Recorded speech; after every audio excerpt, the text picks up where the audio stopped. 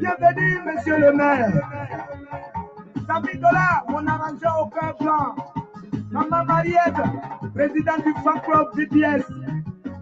Bravo, Thierry François. Merci.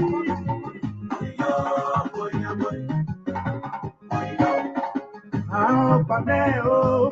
Oh, Pameo. What the way, oh, baby, Pameo. Utuwe nunubu yesia, oh, pati pomeo. Peo, lore, ateo. Capitaine Bibio, Bale, ateo. Comité qui vous ateo. Président, Robinson, ateo. Président, Basio, ateo. Président, Division, ateo. Mama, Bae, Dorothée, ateo. Baje, Madame, le nom de moi, non, po. Mado, Wapo, Yuki, Diaeba, non, po. Ah, oh, Pameo.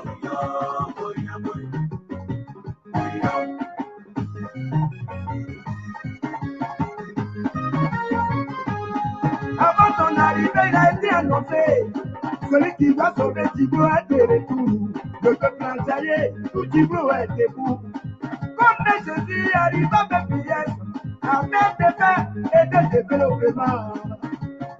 Il y a de la vérité, oh, il y a celle du peuple. C'est la dit Tibo d'abord. La pierre était devenue la principale.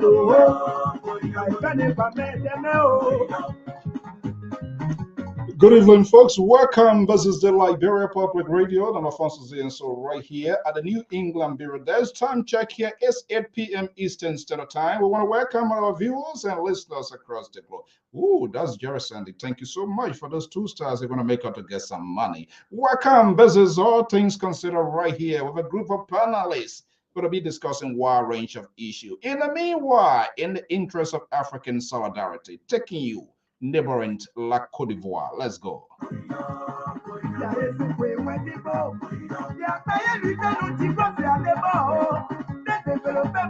Elijah, very welcome in the house. And now we're getting my man Malva. Welcome. Just right on time. Come forget. No exception. Good evening and happy Friday. Mami Sapita, Nathan, and Millicent, good evening and welcome. I'm here to let the Liberal come and show face this evening. Let's see.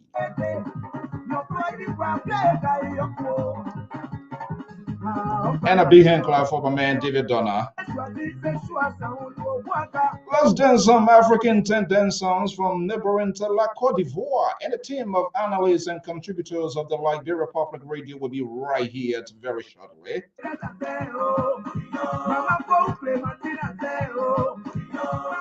Facebook, yeah, play music to entertain ourselves today, Friday now.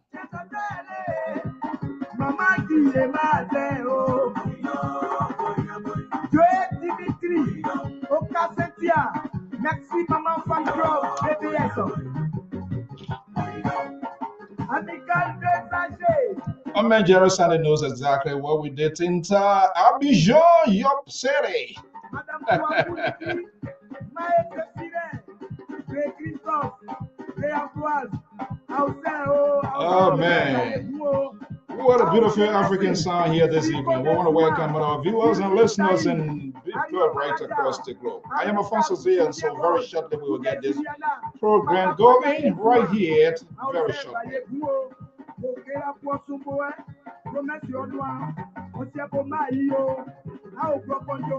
And let me welcome my sister Anna Inangwa, who are all right there in Danale, and I know she dances songs who sung her song with directly or indirectly. To welcome the minister in the house.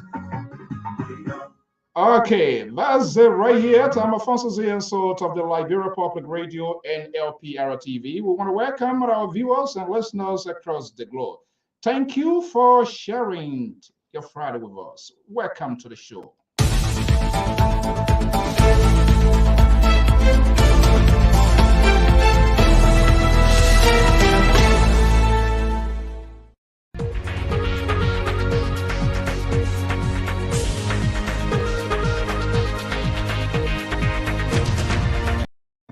Good evening, good evening. So we want to welcome all our viewers and listeners across the globe. Thank you for sharing your Friday with us. Today is Friday, TGIF. Thank God it's Friday. And as usual, we are here to bring you news, information, and entertainment. Let me move this banner right here. We got to out of courtesy with Facebook.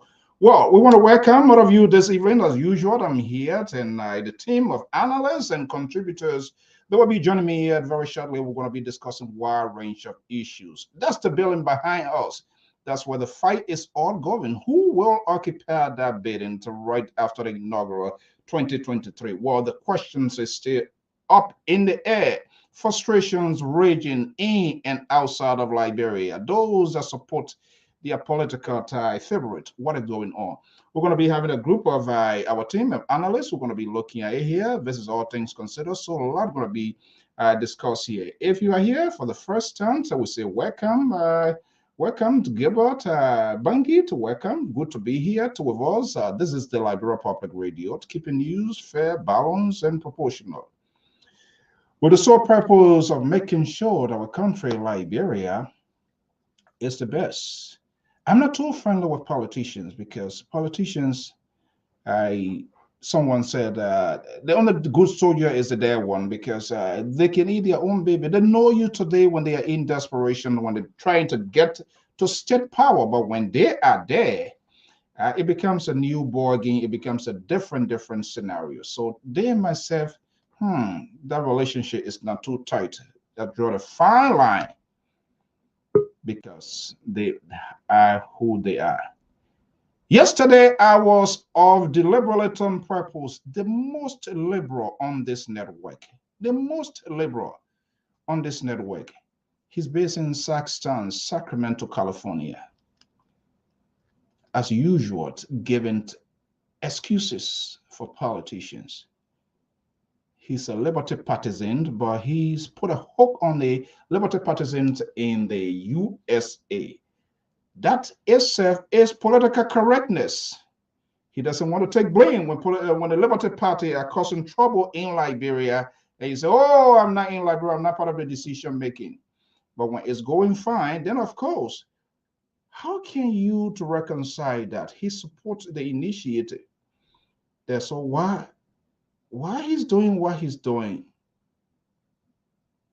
People in the media industry, including myself, we have to expose people of their wrongdoing, their political incorrectness, and give justifications of wrongdoing. They are the one dipping our country in this sort of awkward situation. And I tried to come on last night. He's a liberal. Liberal, they are people who allow people views to be heard. But by the time I tweeted that was coming on purpose, he cut the show off. This is America. Somebody tried to micromanage and sanction my voice. I'm here tonight. I am in charge. He was backing his son. Okay, folks, we want to welcome you. Thank you so much. Just hit the share button as possibly as you can. The Liberal are going to be here. Hopefully, the Minnesota politicians. This is the sort of stereotype he's always doing. And guess what? In the next coming days and week, Liberia Public Radio will be live on Sky FM, Sky TV. It's going to be crazy. All will be held accountable. You know, to get a sort of a slogan, we're not stupid. Maybe people were stupid before, but now everybody are open wide. Before they can't eat own baby, they can't say we end up baby going in the slaughter. Oh, he's hearing me. The Liberal is standing backstage. Let me just bring him here this evening and see here. He, by the way, he says a co-chair of the board of directors of the Liberal Public Radio. I'm sure he wasn't hearing what I was talking. Let me see here. I try to be next to him here. Let me bring in the Liberal. The Liberal Progressive. Good evening. Hard working board co-chair. Good evening, Mr. So, and I hope the real board chair have already left to go to Liberia, so I am the honor cover board chair. Let's put it that way. Honor cover. That's what Liberia meant. Just give them the title. They shouldn't even take pay. Give them the title. No function, nothing. Give them that title to go away. I remember those days. Just before the war, You don't even take pill and just give you handset, walkie-talkie. Put it on your side. Let some kind of battery be inside. Just screw it there, talking there. You take it, you look at it, whether somebody calling or not, your hair go big. You go in with your hands shrinking. Lpr, good evening and happy Friday. Welcome. Thank you, Mr. So. Happy Friday to you as well. Okay, let's be quick man say magnanimous. Let's be magnanimous here. How's the Friday going so far? By the way, your show was beautiful yesterday. Excuse me? I said, by the way, you had a great show yesterday. I've always have a great show. I'm very good at that. In a civilized world, when somebody says that, I say thank you. Countryman from Town.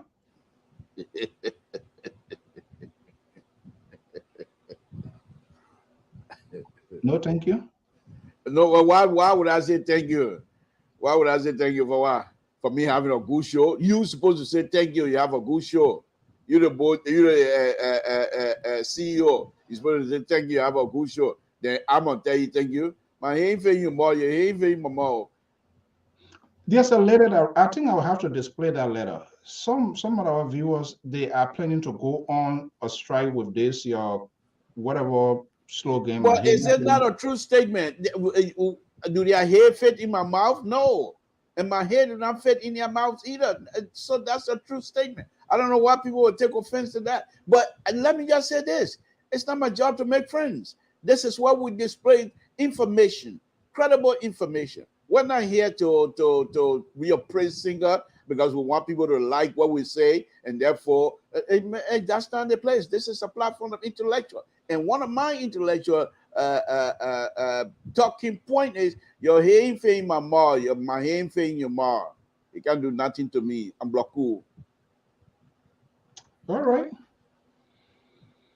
All right. So, okay, this is all things considered. We're going to be having a wide range of issues. You know, the race is getting dicey and that's sort of outrageous. Let me see what I can put this here. For some reason, all of the people that you tend to support, every day they are caught in lies and lies and lies. They try to fool or to make us to be fools, but thank God, social media and everybody's smart nowadays. This is a letter. These guys try to give themselves a lifetime pension or whatever it is. I don't think it's that much in this country. And looking at the lifestyle, what is going on in the country. Mr. So, give me a chance. Let me. Yeah, because I'm burning right now. Go ahead. Make a point.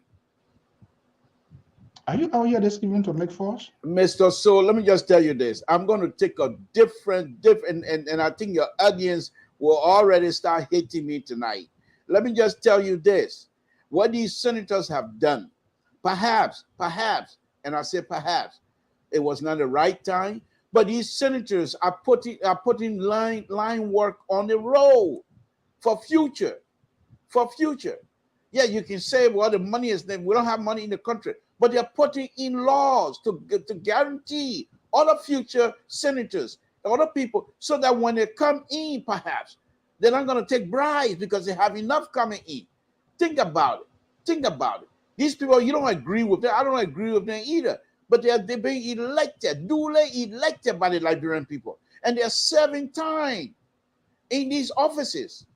And so if they say we want retirement, why will you try to object to that?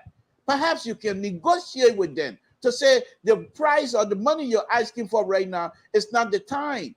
But to say they are ridiculous and they're wicked people, that I don't agree with. People who are calling these senators wicked people, they are not quite on board with us either. These senators, what I can say to you, Mr. So, is this. Perhaps it's not the right time because of the financial crunch. What is the interpretation not the right time? If something is not a right time, if it's not a right time, if you're going to engage the senators, if you're going to engage the lawmaker, don't call them wicked people. They were elected. They ran a campaign and they were elected. Let's respect the law. Let's respect the electoral process in Liberia. I never demonize any senator here. I never use the word wicked. I'm challenging the policy or something that I try to put in place. But even challenging the policy itself is what I'm trying I'm frowning on the process of challenging the policy. You have the right to challenge it, but your challenge must be something that people can take to the bank. These people came out and said, look, we want, and they spelled it out. We want a retirement plan. They have retirement plan before, but they want to increase it. So if the budget of the Republic of Liberia can support that, then so be it. So the question now becomes does the budget of Liberia support that? No, and that's what I said. No. It shouldn't be no. You should be telling us yes. I'm being truthful. We have to. People going on social media insulting them. This is what I don't agree with. The budget cannot support that right now. Let's make it clear to our brothers and sisters, the senators, to say, look, at this time, it's something that we shouldn't be doing or what have you.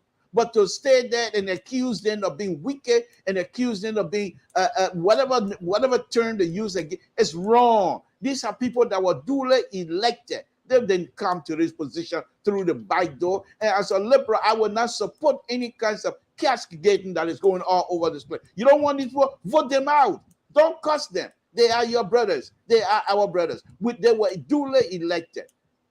The conversation is about to get underway. I am Alfonso so right here at the New England Bureau Desk. Welcome.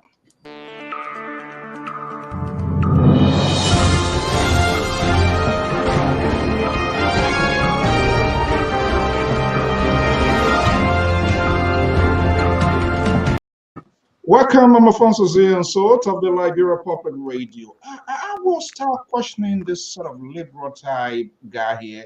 He's not a liberal. I don't know why he prefers to be a liberal. But let me bring in, I was saying, a contributor and analyst, a scholar. He's based in Minnesota. Now I'm going to call him a Minnesota politician. This is something too that he's doing here. Let me bring in Mr. Stacey Goya. It's right here, visiting here.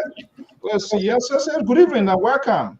Hi, how you doing, Mr. So? Don't let Mr. To make you start to using that. No, not at all. This guy, he would never be a friend. We just our friendship doesn't go. You know what he did last night? I said I was coming in and on purpose. You noticed that, right? He abruptly cut the program. Yeah, I saw when you posted that you were coming in. Yeah. But you know, that's political tactics. You got to give that to the liberal. He knew what he was dealing with. He didn't want you to come and shift the conversation, the narrative. The man had a narrative, so you know it's political. Unfortunately, it would be Rex. Unfortunately, it would be Rex again here this evening. So I don't know how to.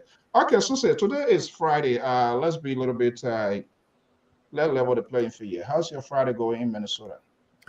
My Friday is much better. I just had a fresh week of school with students. So I've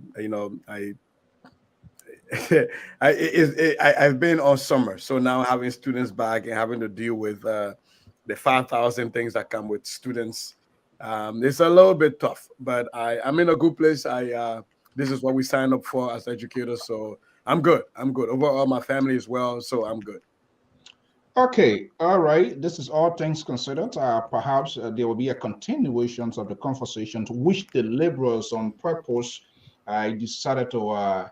He was not even giving you guys chance last night. He was just pushing. And by the time I said I was going to come in, he said, I felt he almost strangulated Amos George when George was trying to express his view.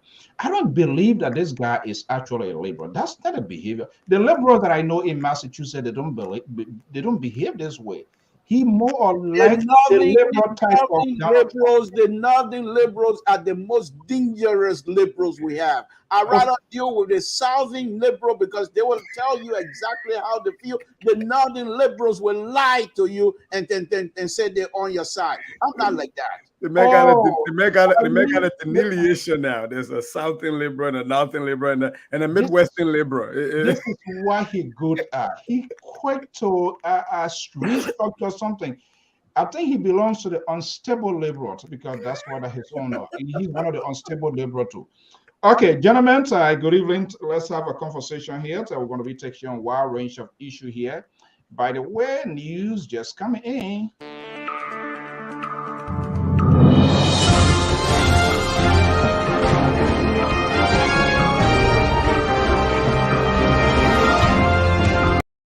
Okay, where have they been? Now they are confirming that they will be here this Sunday. That's the chairman of the People Liberation Party and the Secretary General. We want to know where is their political leader to Dr. Lawrence Cassé. We have been having a conversation. Some staggering news will be revealing to right here on the Liberia Public Radio. Party chairman, party secretary general. So that means whatever comes out of them, we're going to be having that as a whole. Okay, guys, let's have a conversation here.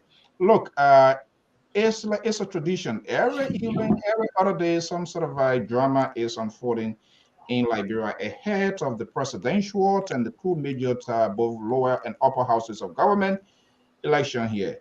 The Liberal, probably you heard that the Liberal is giving justifications of the senators' actions that what they are doing, they are trying to lay out the future, not the future for me, maybe for him to benefit. And the guy he's been pushing Senator Darius DeLong, he kept being caught in crossfire. The TK, the days, the dad, the car, and here we are again. I don't know what going to be the justifications of the Liberal, but and we are hearing, Mr. Costa announced his campaign the other day on Spoon Network. I will listen to you. I'm not sure how strategic is that position to why he decided to do what he did. The Liberal yesterday decided to sanction Amos Joy that he shouldn't talk about. Well, Costa is not a public figure. He's contesting for a high-profile position. So he also will be going on the radar. But let's come to this action here, which PROSAC, the university group of university students, did never waste time and saw that happen. Why in the world, our country, your country, considering what is unfolding right now, with the lawmakers would think about doing anything of such? Why should they do? Why? What was the purpose of that? So if I About people, some people are about to be retired, so they want to live at the expense of taxpayer. well, if I understood the Liberal well, and I'm hoping I did, but I hope he can correct me. If I understood him well, I agree with the foundation he laid. Quite too often we find people in civil service in Liberia who, after they leave civil service, after they've given all their lives to serving the government and the public then abandons them in old age and in retirement. And I think that was the foundation the Liberal was laying. And you don't have to look too far, Mr. So, to see examples of that in just sports. People who play for Lone Star, prominent athletes who became beggars, who died, and we had to do GoFundMe to bury them. I'm thinking, Joga Wiaga, these guys who were coaching Lone Star. And so I think that was the basis that Mr. To was laying, that we have to start honoring and laying out in this America. I really believe when after yesterday's show, last night's show, I went back and did research. What the Senate did was to cut the pattern, the retirement stuff after the U.S. Senate and House retirement package. But I think what made this thing despicable was that they had not targeted or dealt with people on the lower end before dealing with themselves. So it kind of gave a feeling of selfishness and greed. What I would have hoped that the Liberal Senate would have done was to tackle the issue of retirement for civil service employees, civil servants. We just had recently the widows of ex-soldiers of the AFL. They were protesting for their benefits and their just benefits. They couldn't get that. And if you bear with me, that the issue was Brani Samukai had to do with retirement of the AFL. So I think what the Liberian Senate and the Liberian House should have done is to first look at the civil service retirement laws of Liberia and overhaul it and put some teeth into some regulatory agencies that will ensure that people who've spent their time. Look, I told you the other day when we were on here, I said my stepmom, the woman who raised me, that most people don't know is my stepmom, worked for the National Bank of Liberia as a hair teller with a high school education from William V. Stutman High School at the time, William Tubber High School, when she did bookkeeping. What I didn't tell you, and that is apropos right now, is that when she retired after the war, the Liberian government gave her 48,000 Liberian dollars, less than $1,000, 48,000. That was her retirement benefit. When she has served the Republic of Liberia for over 20 years, she was given less than $1,000. So I think the idea is great that we start to look at how do we ensure that people who give service to the Republic are taken care of after they have served the Republic.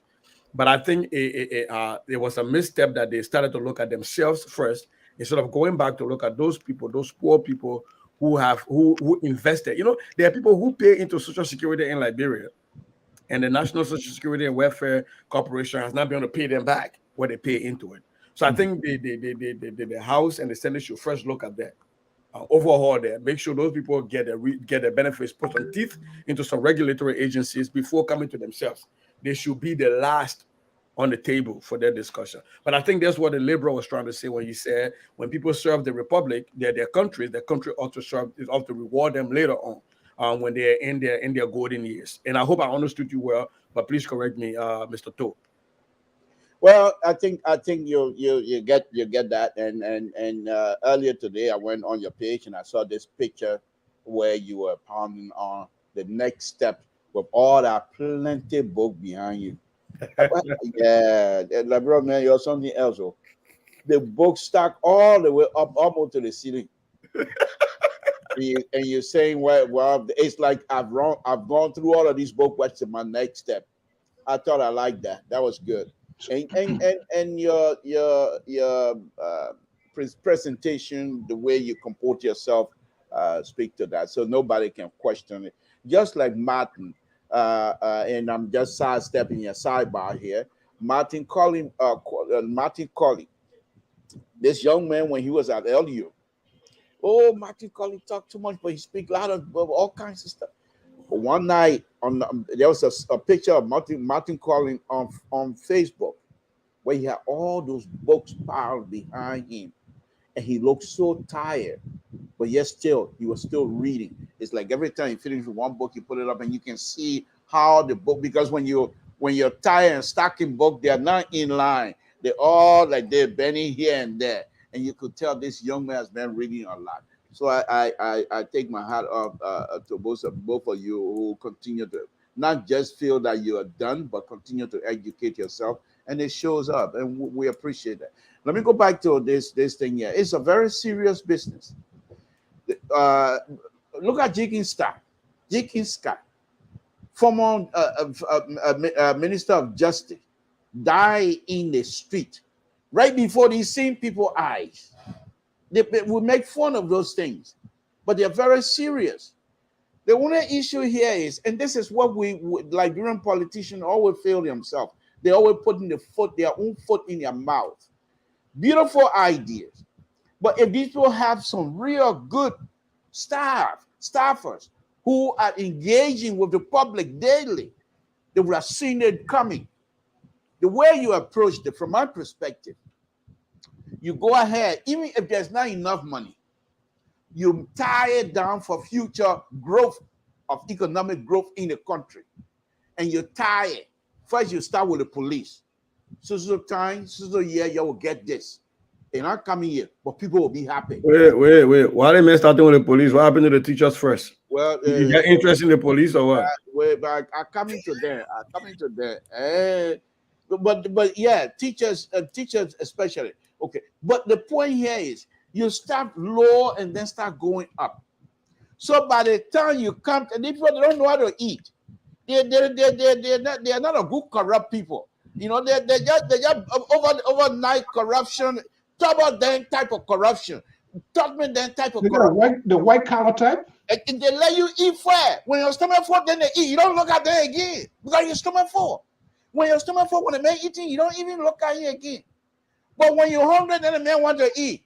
He ain't got nothing for you. Then you say, what wrong with me here? And this is the same thing. The Senate should have attacked this thing by going out in the public sector. I mean, not public, yeah, public sector. The service servant. So say, you don't give them now.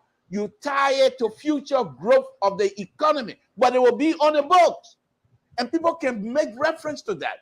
When that time comes, when the money is not there, in fact, the book will show that there's not enough money, but at least it's on the book. Then you give yourself a raise. But they didn't call anybody else. They just did it, and the way they do it was so ridiculous. They decided to shut up Koluba. Yeke Koluba to shut his mouth. So what did they do? They bring in example. The first example they gave was a speaker. So Buffer Chairman will like that, and you will not allow Yeke Koluba to open your mouth on anything. Because if Buffer Chairman don't allow you to get on the floor, you're not saying nothing. So by Buffer Chamber, by then tying it to Buffer Chamber and say, speaker, former speaker, blah, blah, blah, they oh yeah, okay. No, it was wrong. But we Liberians should not insult these people. What they have done, it was courageous for them to even come out with these kinds of ideas. It's not the right time, but it's an idea that is way overdue. So I think if they go by, they should try at this time. Since it's out there, whatever the genie is out of the bottle now, you can't put it back. So go ahead, give yourself a raise, moderate raise that is, but at the same time, since we don't have money, we all know that. Even the service having themselves know that. But the issue is, okay, you ain't got money, but yeah, the man just started a government job 2 days ago. He building mansion already. Where you get that kind of money from? Those are the kinds of issues you have in our country. But for us to sit here as Nigerians and insulting elected officials of the government, they were elected. They didn't come to the position by appointment, what have you. You don't like them. You have the Constitution gives you a right to vote them out. Then the Constitution don't give you no right to curse anybody. Who are you to curse anybody? Who are you? Your hair failing, your mother, hair failing. But what you curse them for? You want them to kick him out. You vote him out. That's how you do it, Mr. Sir. And that's my point. But thank you, my brother, for bringing that up. And I think perhaps I am a intellectual escapee.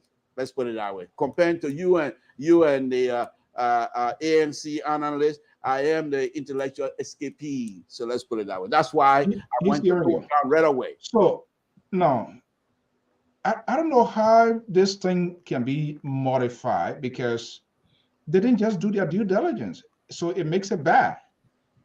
And it has become a tradition. They're always in the business of serving themselves first, then the people that even empower them.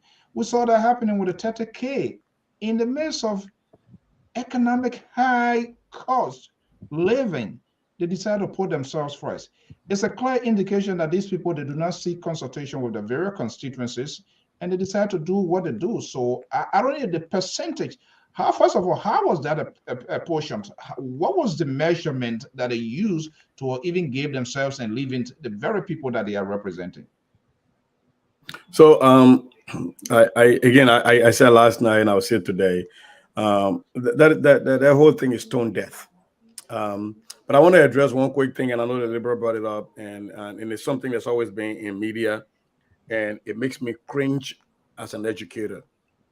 When people refer to Darius DeLong, it's usually the CDC as an academic escapee. As a teacher, it makes me feel like, the only thing you escape from most times is bad things. So it kind of makes education look like a bad thing that somebody has to escape from, like a prison. I don't think the CDC understands that when they make those statements.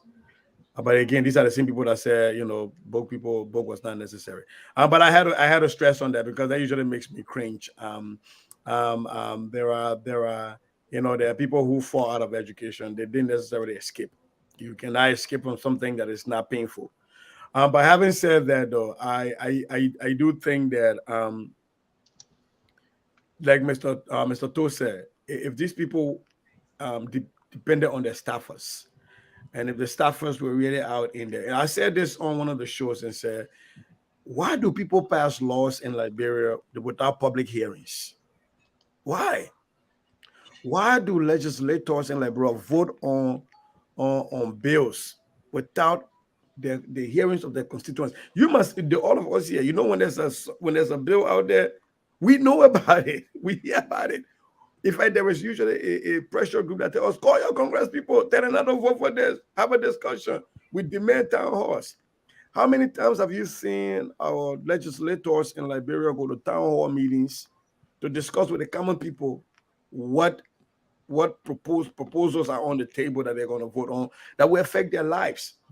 Because if they actually did that, they wouldn't be voting for silly stuff like this. And I would like to say to Mr. To, I think the genie can be put back in the bottle. Even if one of the legs is still outside, we throw it away. But this particular genie got to go back in the bottle. There is not a way you sell this to anybody. It doesn't pass the smell test. You got CDCs coming out even against it. You know, you got ANCOs against it. You got Unity Party. I've never seen one person come up with this thing, because this is so bad. It's so horrible. It's so deplorable. So the Senate, just like the House said, now you remember now the House of Senate is the House of Elders. So the little children in the House had to tell them to shove that thing where the sun don't shine and send it back to them. You know, so they have to start doing their groundwork. And again, when you have a select committee or you have a committee in the House, in the Senate or in the House, that committee is supposed to be doing the work of research and providing the research to the entire plenary, so that everybody don't have to go sit down and do individual research. You do the research, you provide the findings, and then people vote based on their finding. But if you're doing the research and you're not having a public input, you're not even talking to your own constituents and you're on the committee, and you just voting that's how you get these tune death, you know, out of place and out of contact stuff they're doing. So I think this particular genie will put it back in the bottle. If it can't go in the bottle, we brought it in, we'll buy a bigger bottle, we'll put it inside. The whole genie got to go back. They have to throw this thing away and not even think about it. Tackle first the issue of, you know, Mr. So, I just returned from Liberia. In my neighborhood, there's an old man who worked for the Liberian government for almost 40 plus 50 years. He got arthritis now. His hands don't move there right. He used to collect his money from National Social Security. When the George Weah government came into place, he collected money once or twice, and that was the end. This man has been reduced to beggar, where, you know, I don't want to boast about what we've done, but people had to come together to try to help him to not be a beggar. People who work for the government with their heads held up high and their chests held up high, and they give their time to governments, now cannot reap back what is Social Security in Liberia. They take the taxes from you, so you can't even care back the taxes took from you. Okay. You know, so I think you are hitting the core point here. Yeah, the elders have to go back. That needs to be fixed. Yes. And they're not touching it. No, they're not. Adding bridge over troubled water, adding thing because they want to be filled. They want to eat like a cockroach. You know, cockroach, when it goes in the kitchen, even you can leave the oil pan and everything, it will never get satisfied. We'll go in the pantry to look for everything where the oil barrel is. It will jump in there. That's where it knows that it really drink the oil and it will die. That's what they are doing. You have problems over problems, issues over issues. No deliberation, like you said. Even they're having a little thing here when it comes to even the city. You're going to see robocall messages, and they will tell you you're going to be on the ballot, and people are going to vote for it. These people, they just think no respect for the very electors that empower them. You put them there, and then once they are there, say, "Oh well, you're on your own. Go for all." Amos George, welcome. Yeah. So why should we then, in as much it was good, it wasn't done good. The approach was wrong. It was terrible. It was horrible. It was for themselves to solidify their financial stability when they leave office. For those out there now, they are fine for the next 1 year. Those are things we're even supposed to be looking at all of that. Well, but that's a different thing.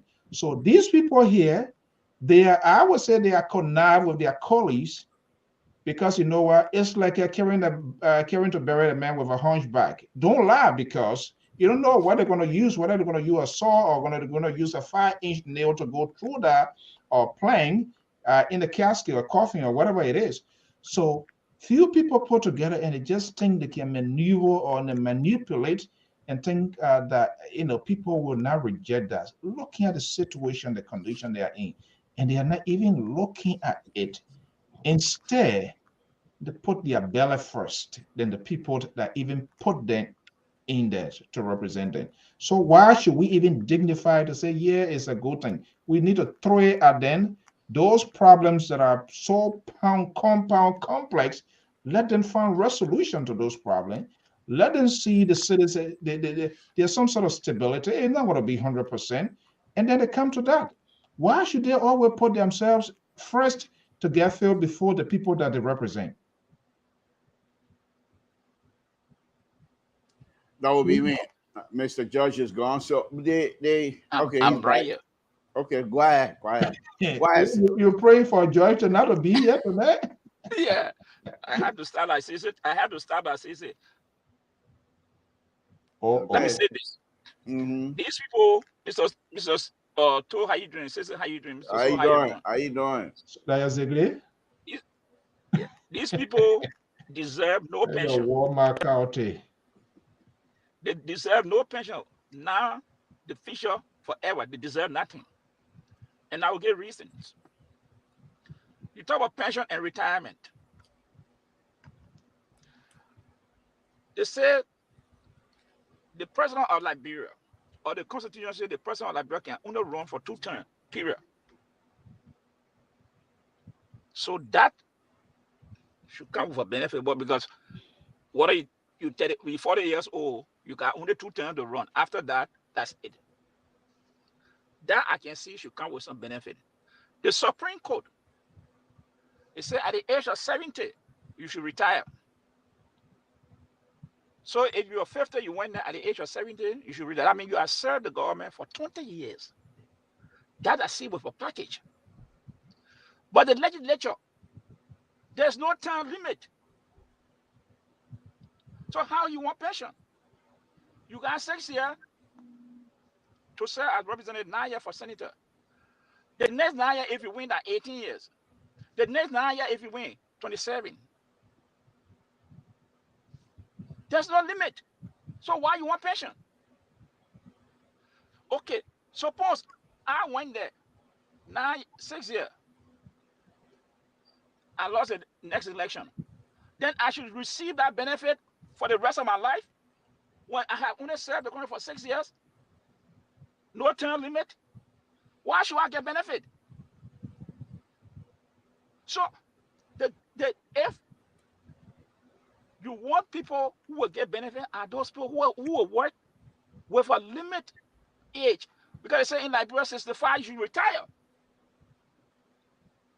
So if you work 25 years, 30 years, when you reach 65, you retire. You have contributed to the system. And there's a limit. After 65, you cannot work again in government. So if you do, you will get a benefit that is reasonable. But elected people like House of Representatives and the Senate, they should not be entitled no benefit. No benefit. Because the reason I stated already, they ain't got no term limit. They don't have no term limit. There are some senators that will remain there, maybe they die. They will all be elected by the people. They take another time, eh? Yeah. So why you want to get equal pension? Why they want to get a pension? Look, all the benefit they got, all the immunity they enjoy. So if you serve 3 times, are you saying that you are not prepared to live on your retirement for 3 years, that the money that you are made from government? What they're taking? They are the highest paid people. That's why in Liberia, they are one of the highest paid people in government. So until they can define what is pension or what is retirement, and they should take it to the public. Let them have a referendum. Okay. A senator should have a retirement. Let it put it to a referendum so we can go to the aid. If the I people think say, then it okay, just come to the point. Say your mic is closed. So it just, oh, okay. So I'm going to be breaking in Lpr. So it just come to the point, enough research was done. They were saying prepare. It looked like few people got together and say, hey, we got to get this going here. The sooner the better. Delays are dangerous. Let's get it going without even having a second thought, without even having a deeper conversation. The good, the pros and cons. To everything, there's a good and bad side. But you look at it and put it on the radar and give it a good thought and then put it and see and put it in the public. That's what happens here. Sometimes these things, before it even goes into to parliament, there can be a lengthy conversations and see what the public says, and that can potentially play out here. Nothing was done like that. A few group of people just got together, get the support of one another, and say, let's carry it because these people, they are dumb. We Liberian people, we are dumb. And but this new slogan here, we're not stupid again. It's reality. People is this. So, Lebro, you acting like you are developing 2A. I think Omen Pa George now has put lime in your mouth. Far from it. Far from it. A central right cannot dominate any conversation when a liberal is on board. So let's get that straight before I start. Look, Mr. So, let me just say this here. Everything that Mr. George stated here, quite correct. Quite correct. However, once even though there's no term limit, but you're serving the Liberian people. No term limit, but you're serving the Liberian people. Whether we agree with the way they serve or what have you, they're still in the interest. It is supposed to work in the interest of the Liberian people. It's that is no question asked. Now, when they're working, they're supposed to be making money. That's fine. But what that person, will you say because you didn't make money, even though you are working for us and we pay you, you didn't make money, therefore you're not going to get the kind of benefit that you're supposed to get? Mr. Central Right, the liberal is speaking. The liberal is on the roll. And this is what you and your comrade would do all the time. You and your far right would do all the time, try to silence me. No, I just want to answer a question. Let him finish. Let him make a point. Let him finish a point. Go ahead, the liberal. So the point here is this.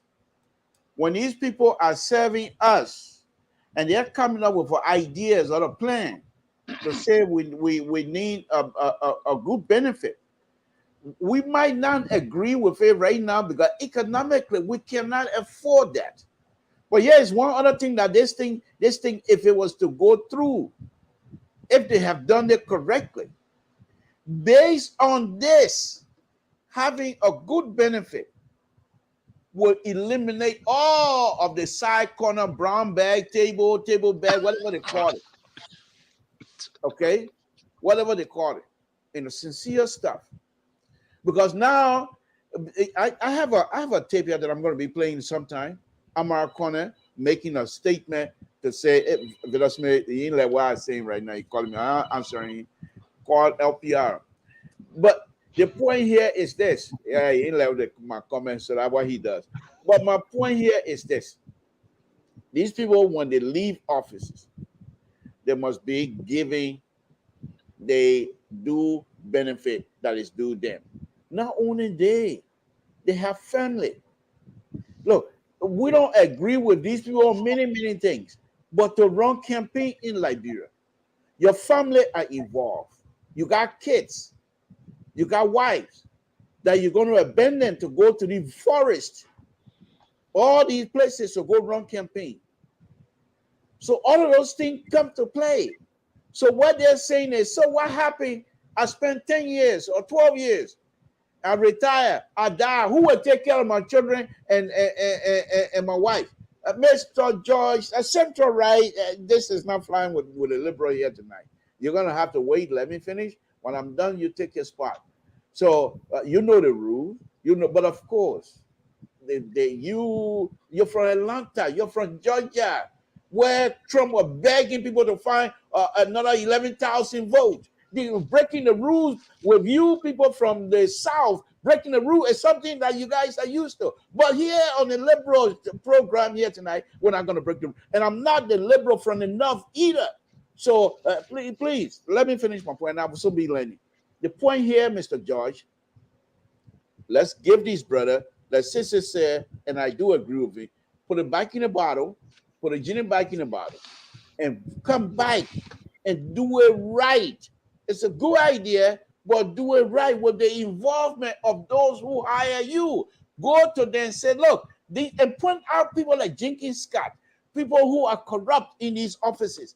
If we don't get these kinds of stuff, people thinking about their future retirement, they start taking jobs, they start taking bribes, and your work is not being done correctly. Tie it around the Liberian electorate, and then perhaps we will get somewhere. Mr. George, the floor is here if you don't mind.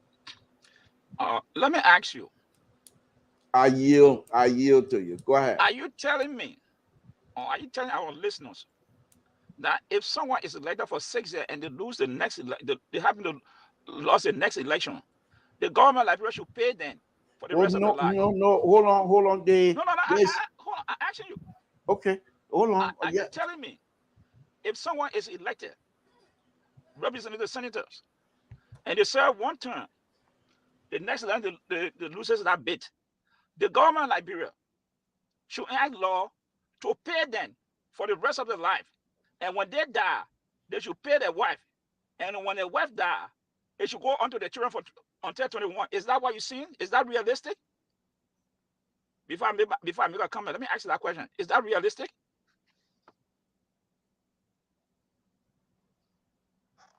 You're muted, Mr. To.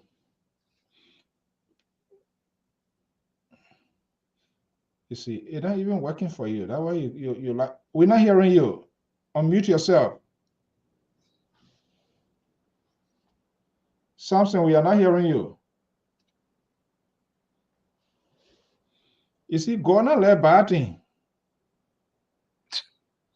I mean, this thing is ugly. Mr. To, check your mic. My father done it again. Okay. Oh, yeah. Well, this is technology that is cleaning your mind. Whatever. I open myself up tonight. That's no big deal, but you know why? They ain't got no draft here anyway. But Mr. George, if I get your question correctly, if this in the write-up, they spell it out how these benefit was going to be given to certain people. In fact, with representative, I think they brought it down to 30%.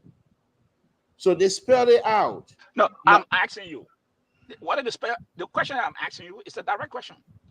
You think someone who serve one term or 2 terms and loses the next election bid, the government of Liberia should pay them for the rest of their life? Yes. Yes. Okay, let's ask the Liberal. What could have been the exception to this whole thing here? No exception. It's not right now. That's about the only thing. No exception. Mr. Joyce, let me answer your question directly. Yes. They served the Liberian people. They didn't serve the Liberian people based on whatever it is. They didn't come in half-half. They came in and served the term, and they were elected twice. They retire or lose the election. No term yes. Limit. There's no term limit.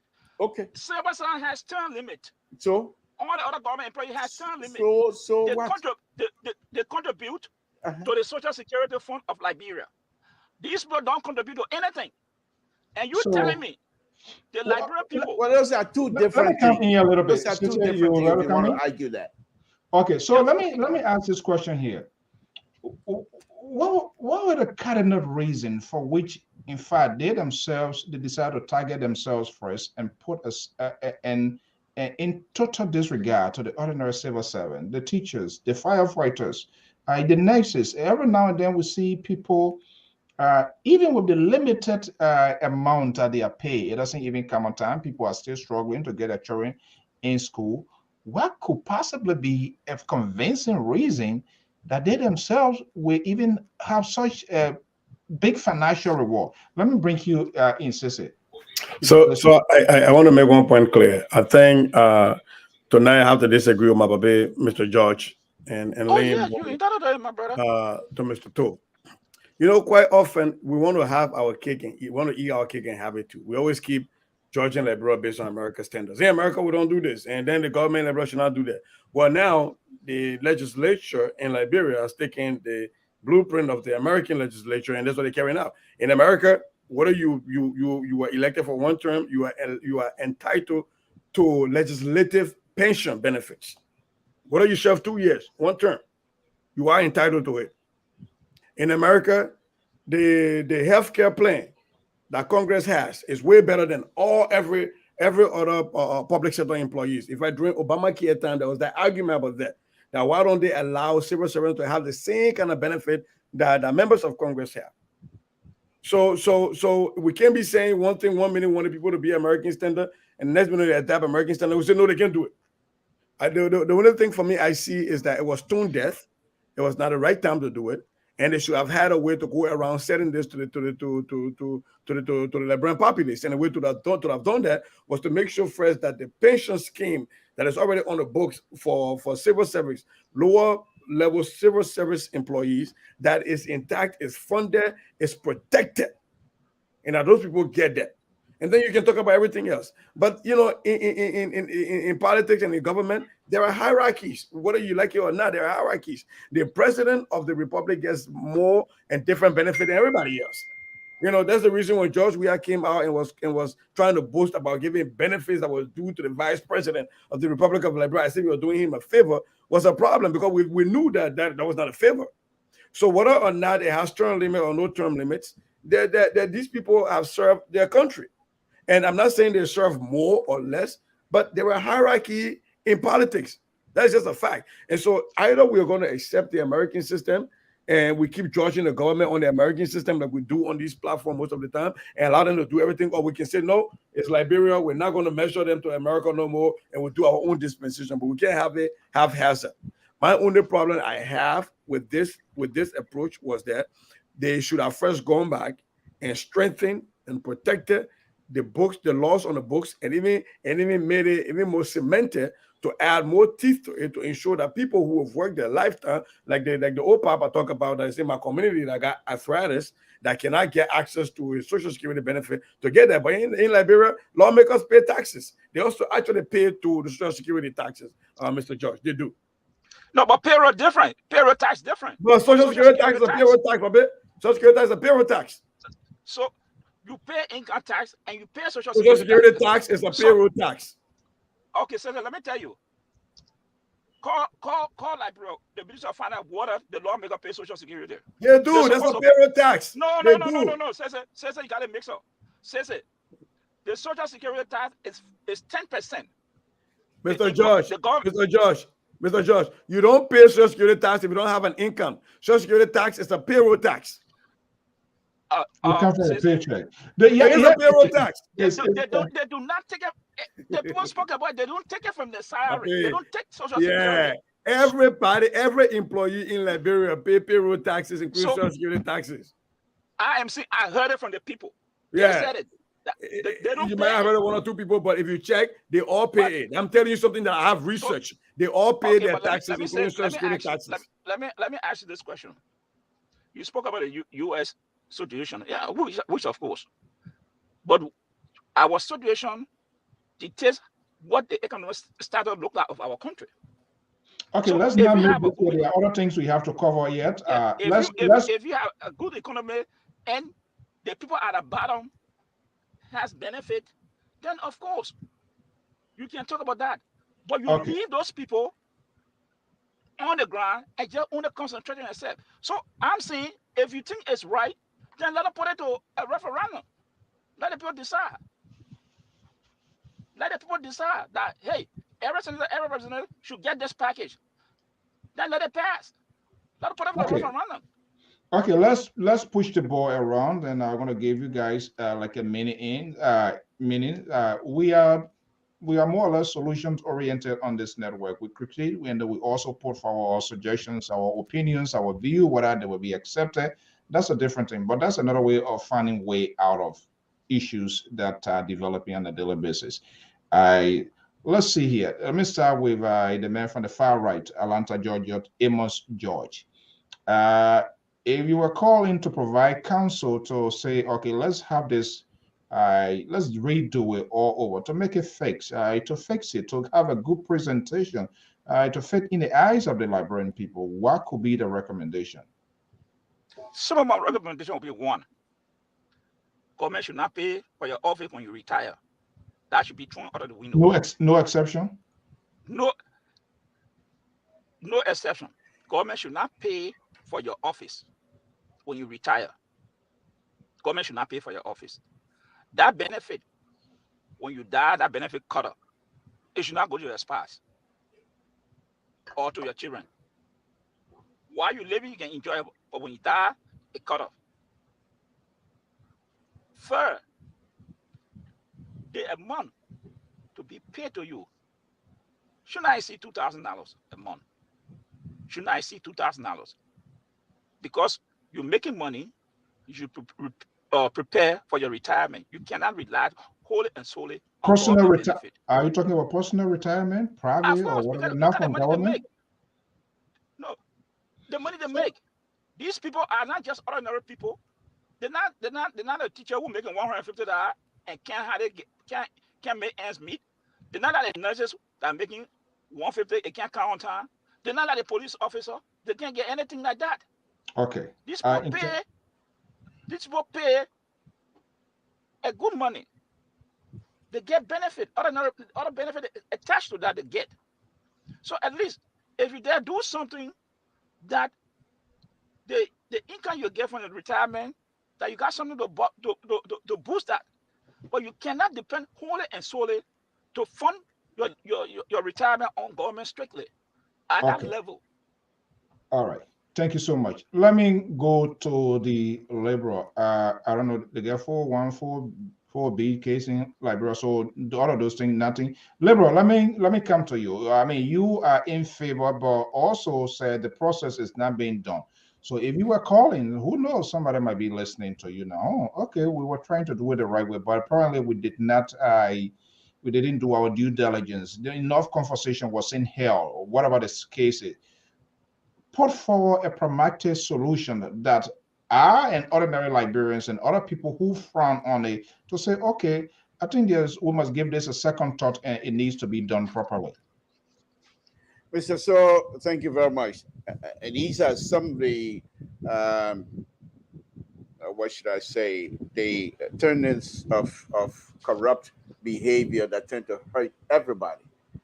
Because of the corruption in Liberia, even the Senate, even those that are serving the government, these are things that hurt them. For example, why it is a brilliant idea, if these people if they have their trust in the government, perhaps they will come out with a ruling to say, look, if you're going to be working, you pay a certain amount of money into the bucket or into the basket. The government, you put $5, the government put $6 for your retirement. But they have no trust in the same government. And so they're trying to do it from the front door and go through the back door and say, okay, when we retire in the future, well, how did the money get to that future? If you're not putting it down here now, it's just like planting rice. You can't say next year, everybody cutting rice, myself will be cutting rice when you don't even make the farm.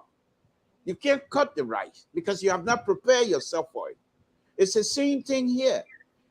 The government, not just this government, but many other governments will come in and start doing the nonsense of borrowing money from places that they're not supposed to. And they can't pay back. They don't have the means to pay back. They borrow the money from Social Security. They can't pay back. The same thing got the issue with Bonnie Samarkand in a mess today. They go and say, oh, there's money here. Okay, let's use that money for this one. We'll pay it back. They can't pay it back.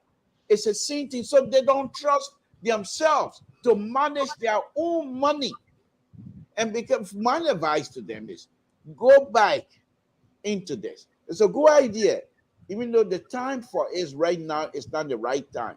But it's an excellent idea. For me, what this particular issue will resolve for me, future, you're going to have young intellectual will be vying for this position, knowing full well that having had a good education, that when they get to these kinds of positions, and their wives, they will be taken care of in case anything happened to them. So they will put forth, you do these kinds of stuff, you bring forth the best among us, because they know this is an area where if you produce, you get something back in future. It's not just these people that we should be considering right now. We should consider the young Liberians, educated Liberians, highly trained, highly educated Liberians that will want to serve in the government to bring more money in. So if Liberia start getting billions and billions of dollars tomorrow because of good governance, this 50% salary here is nothing. Yes. So it's like what I try to sense out here from your talking point. I'm trying to reposition myself because we have it here, we're working here, they're taking money from us, you're preparing for your 414B, this and that.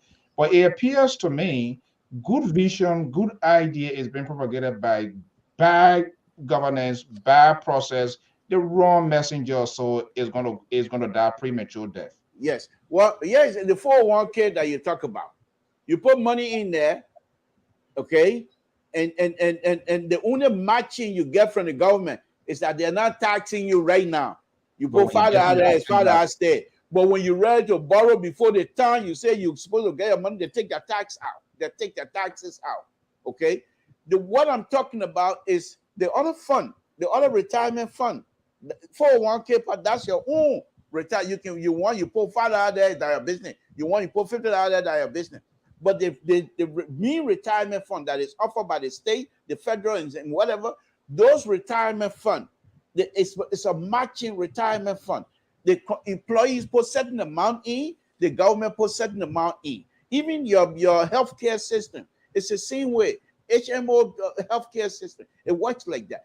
My problem is it's easy, and here's the interesting thing here that I noticed about it when I was reading this bill today.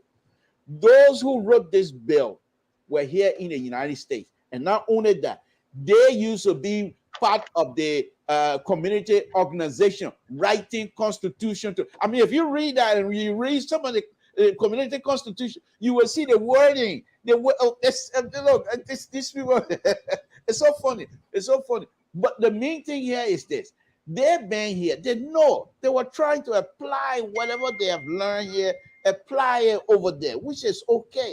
But you don't just go and the sophistication level of our people, they're not there yet. You have to bring them along. If you don't, they accuse you of this kinds of corrupt behavior that people think you're exhibiting. So I think the best way they can do, go back and study everything else. This time around, Mr. So, I don't mean to take your time, but you know where I stand with this.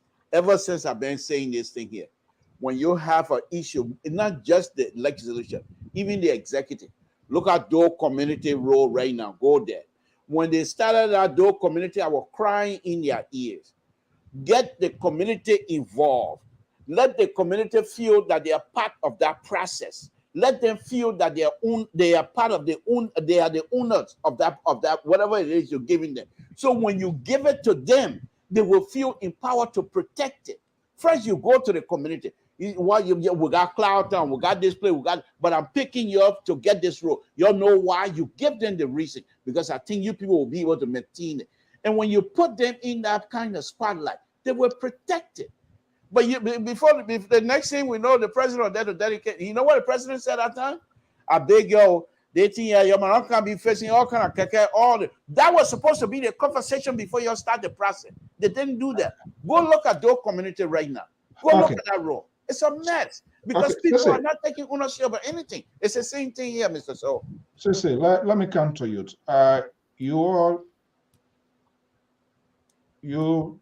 You contested here. You know of it. You are educated.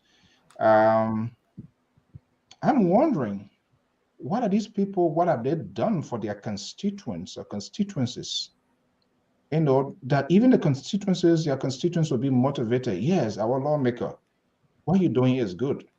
Are they victims of their policies, bad concessions agreement, everything bad? It's all about themselves, right? $75,000, $50,000 car. What is the policy with the Social Security ordinary employee? Nothing of such is being addressed, and they are coming. What I will say to enrich themselves that they will be financially equipped for the rest of their time, and then I keep struggling. What is the point are they missing here? So, President Trump, Senator Cruz, Representative Marjorie Taylor Greene, deplorable people by most people's standards. When they leave, they will still get their benefits. Okay, they still get their benefits. Um, when we're discussing this, I'm thinking about Adolph Lawrence, the late. His children he left behind. If he wasn't married to Yombli Kanga. I'm thinking about Sheridan Doe Sharif, the late, and what's become of her children, the legacy and the work that she did. I'm thinking about an astute journalist from the Southeast, the late. You know who I'm talking about. What have their children benefited from the toil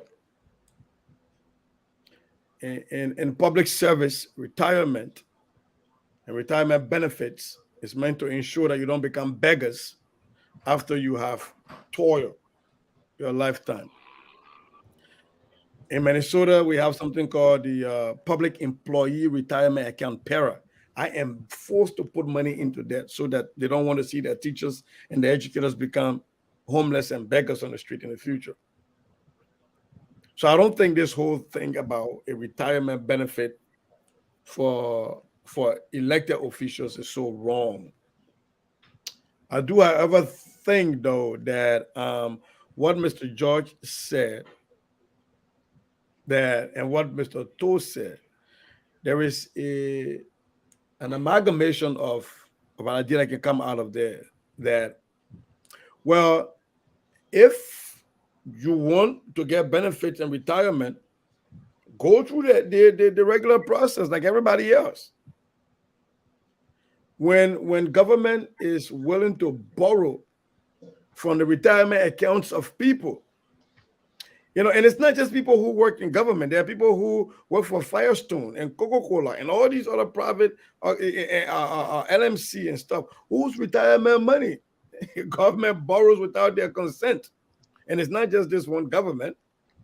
So if the lawmakers were really in this for the benefit of them and future leaders, they will ensure that their benefits go to the same account that everybody else's benefit goes to. And then they will ensure that there are laws to protect their money. That should be a protected account. Nobody takes money out of. But the lawmakers, by virtue of them not trying to go through their path, have shown to us that they understand that they're not willing to fight to defend or protect the future of their electorates. So for me, that is horrible. That is just despicable. But I don't think this whole idea of somebody saying I get 30% of my income when I leave office after serving it is not something from Mars. And like I was saying, when you were talking, I told you, I said I did the research, I looked at this. They pattern this thing when you copy and just put it in, turn it in that account. You see where all they plagiarize this thing from. It is like Mr. Toh said, from a bunch of Liberian community organizations and from the U.S. Congress. Who knows? Who knows? However, so my one question to the legislators would be, why now? Why is this a priority? Again, that goes back to some know they will not come back. What Mr. Thomas have been saying. Had they used their legislative aids to check the pulse of the community and their constituents to find out what are the pressing issues, this would not be something to bring up right now. We're looking at RIA as a death trap. They're not even looking at that, calling people to account, or even making ways to give more money to make sure the project moves forward. we're looking at a whole lot of issues. There are people building in wetlands in Liberia where, you know, apparently the Minister of Public Works can talk about, you know, issues of climate change, but the EPA is somewhere in East Africa, you know, they're on boats and then they're riding around, you know, it's to talk about, you know, but Okay. we're looking at people building in wetlands and people being threatened, and those are not issues right now to be important, but the legislature is concerned about and putting time and energy into doing research about their own benefits. You know, that's when you start to look at a cognitive dissonance, right? So the idea here is that maybe, just maybe, because elections is next year, there are colleagues who feel like they might not be re-elected are saying, yo, man, do us a favor, man, we might not come out, and we won't be broke. Please, we're begging you, won't be on the street again. You just make sure, you know, your post on the internet. That has to be the only reason. Other than that, Mr. So, there are a plethora of issues confronting the Liberian populace that this legislature could handle, could tackle, and their issues of their benefits, albeit not such a bad thing, should not have been the issues that they be wrestling with right now. But again, they put it before the people, and so when you present things, even if it's smart, the fact that you put yourself before the people misjudge that and say we don't want that because you put yourself before us. Yeah, and probably if they are being transparent to allow themselves to be audited, to using development money for their own financial gain, probably it will put a rest to all of these things. We are about to pivot. Let's take a quick commercial break and deliver. Deliver, is that a pound one from Total? You drinking now or what? Hold on. We're going to Gregory Bui tonight. I'm so looking you here. That's so looking you. Let's take a break and we'll be right back.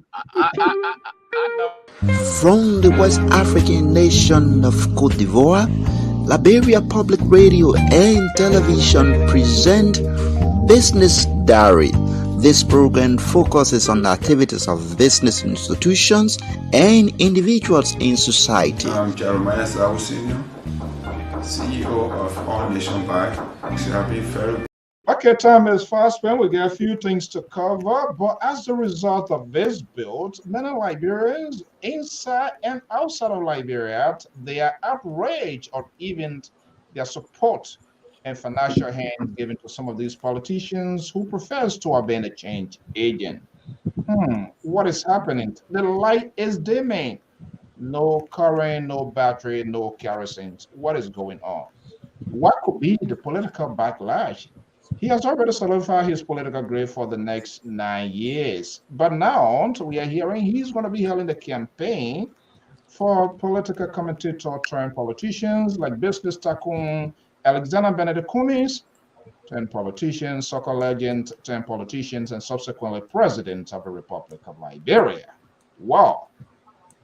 The talking point reactions varied. I supported you. I confide in you. I trusted you. You promised. Names were called. And people look up to you to be the guy. Even though one person cannot get it done. And this is why in the House of Elders, consensus is being built. Or you decided to go as a Goliath to take on the rest of the folks. Now, some of the people who supported this cause, they are outraged. Let's listen to this here. We got a consent to play this. Let's listen to this. Any day, anyhow, anywhere to who? Abraham Darius Delon, you're not injured. You're not perfect, but you were supposed to be different. You were supposed to be different, Papi. We carry you on our head. Yeah. Abraham Darius Delon, you are supposed to be different. You were supposed to come up and tell us about the goddamn bill.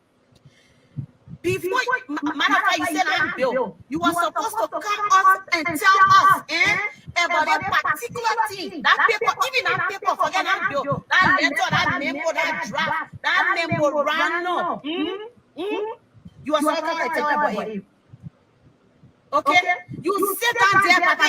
You sat at the Abraham Darius Delon. You call people spineless. You call them criminals. You call them what? All the terminology that you use.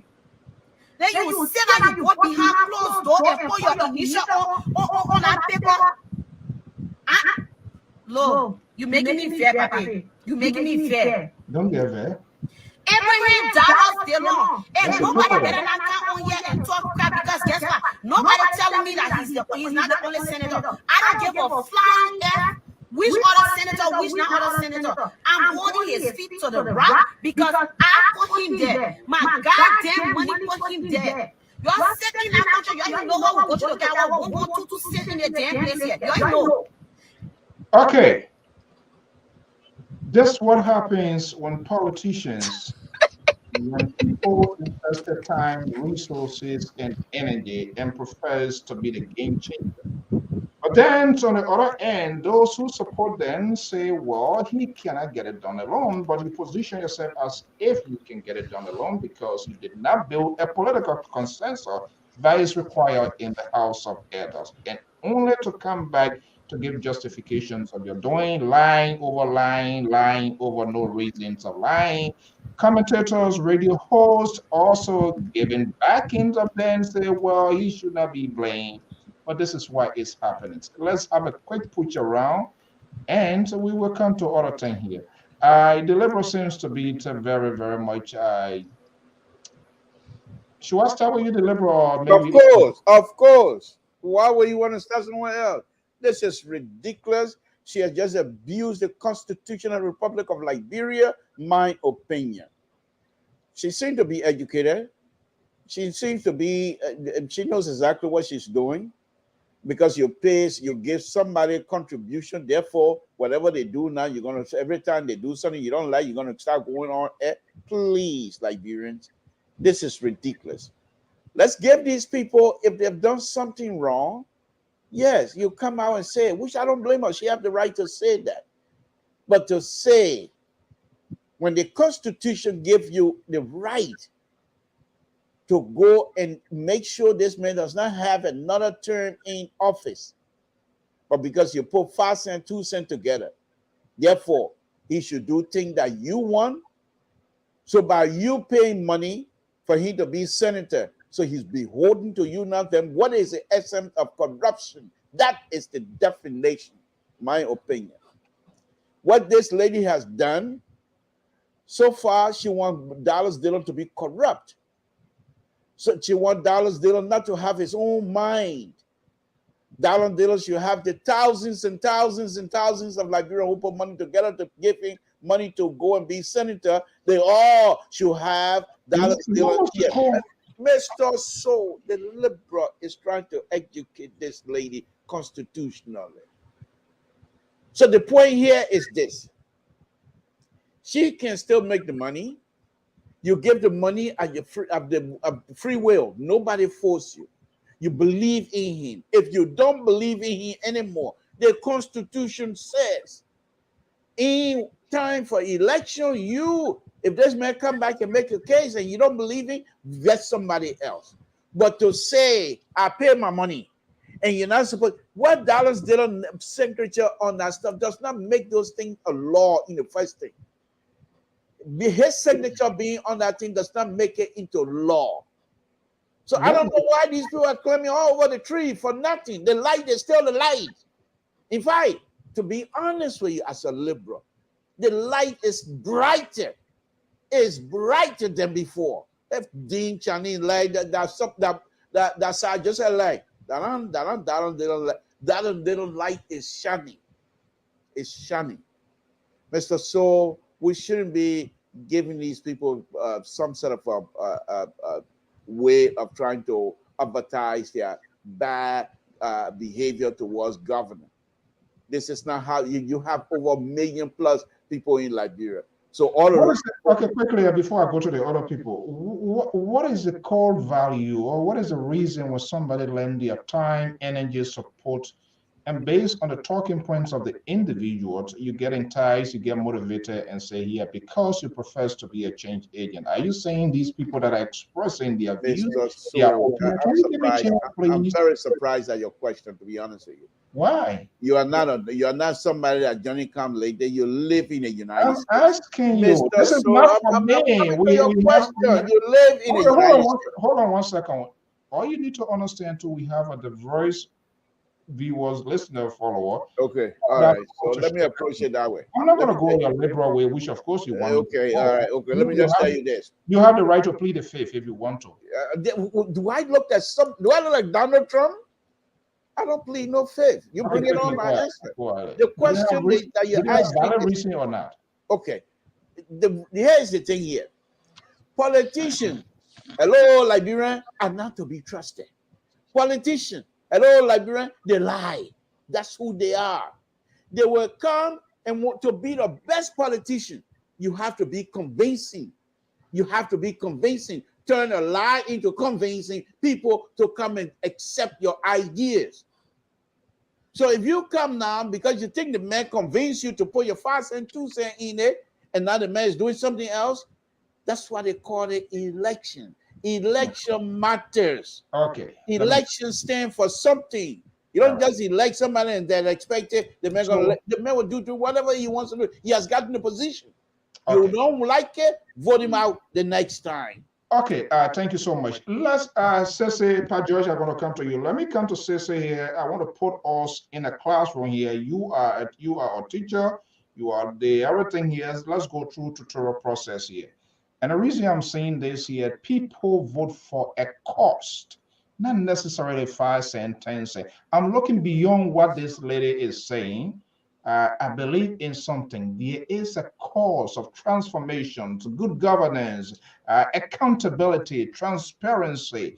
Talking about even all of this here, there is a cost attached to the dollar, to the cent, and for which the vote was cast to be something.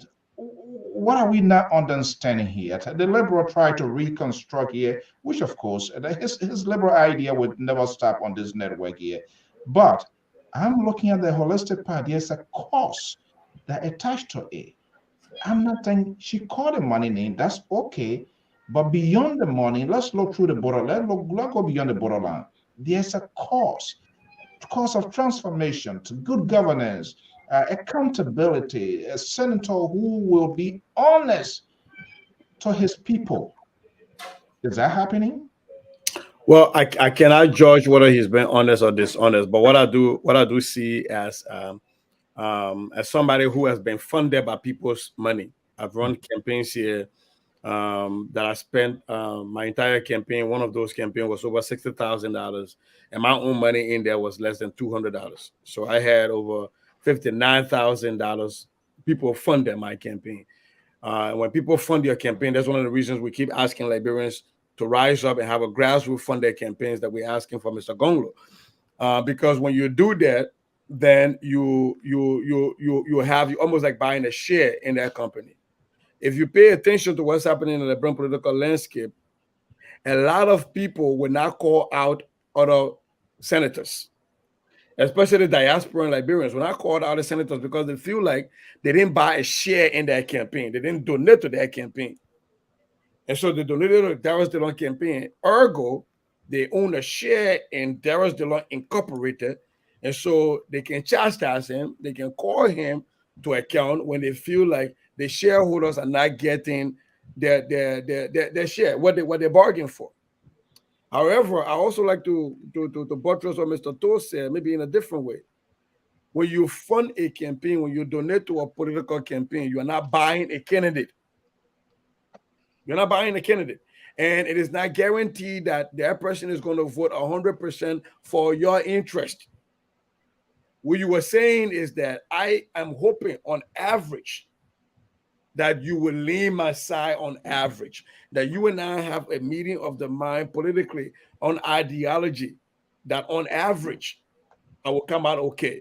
I'm not expecting to come out okay 100% of the time. And I think that's what people misunderstand sometimes, that because you give money to politicians, ergo, they have to vote for your interest and in your interest 100% of the time. That's not going to happen because you have a diverse opinion and diverse views of people who are funding the campaign.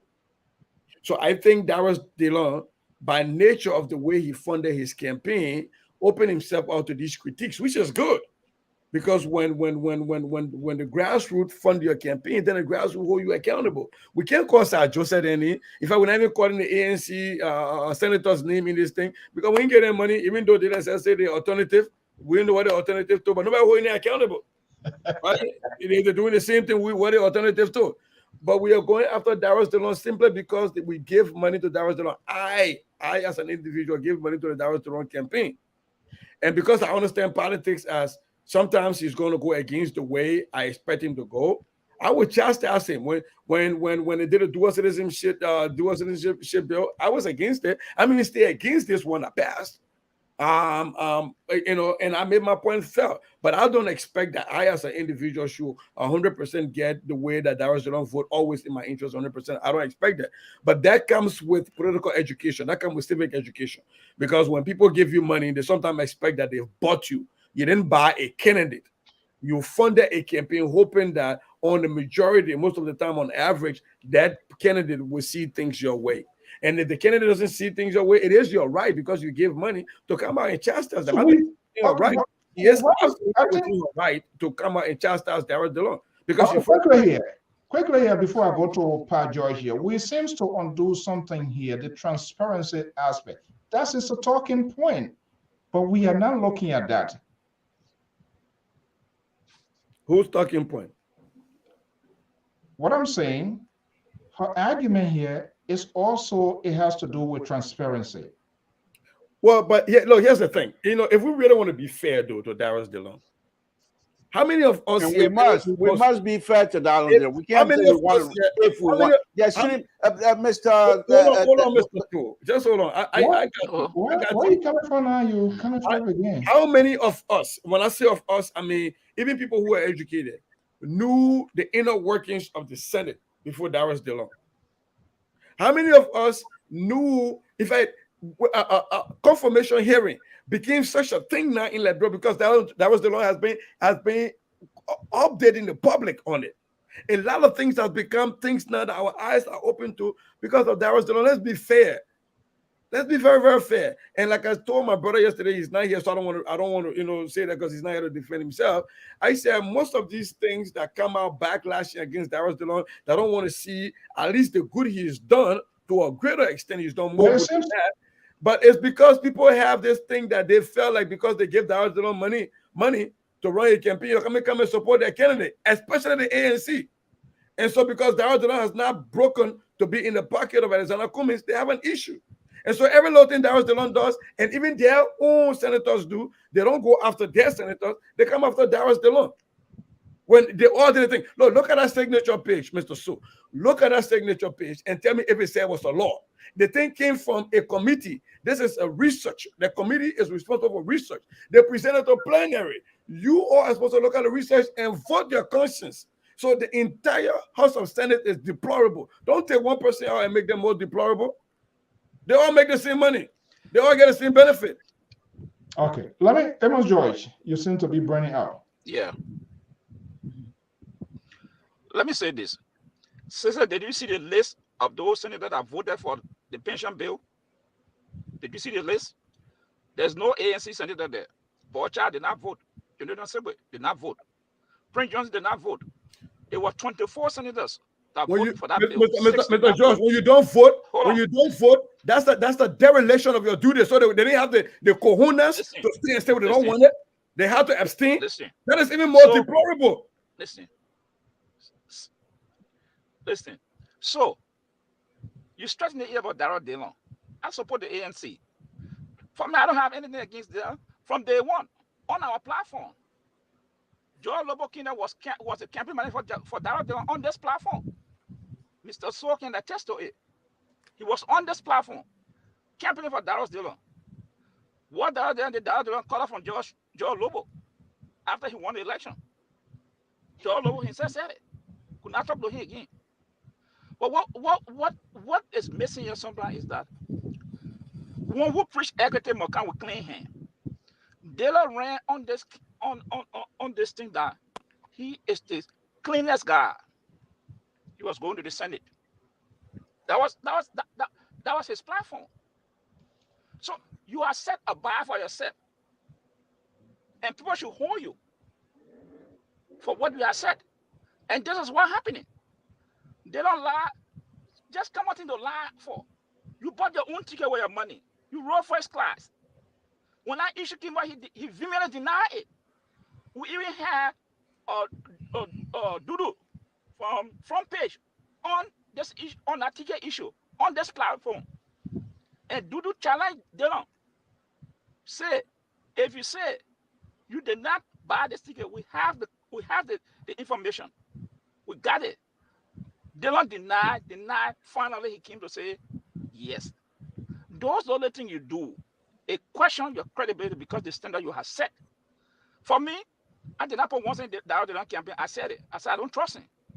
From day one, I said no. I got some reservation with this guy talking.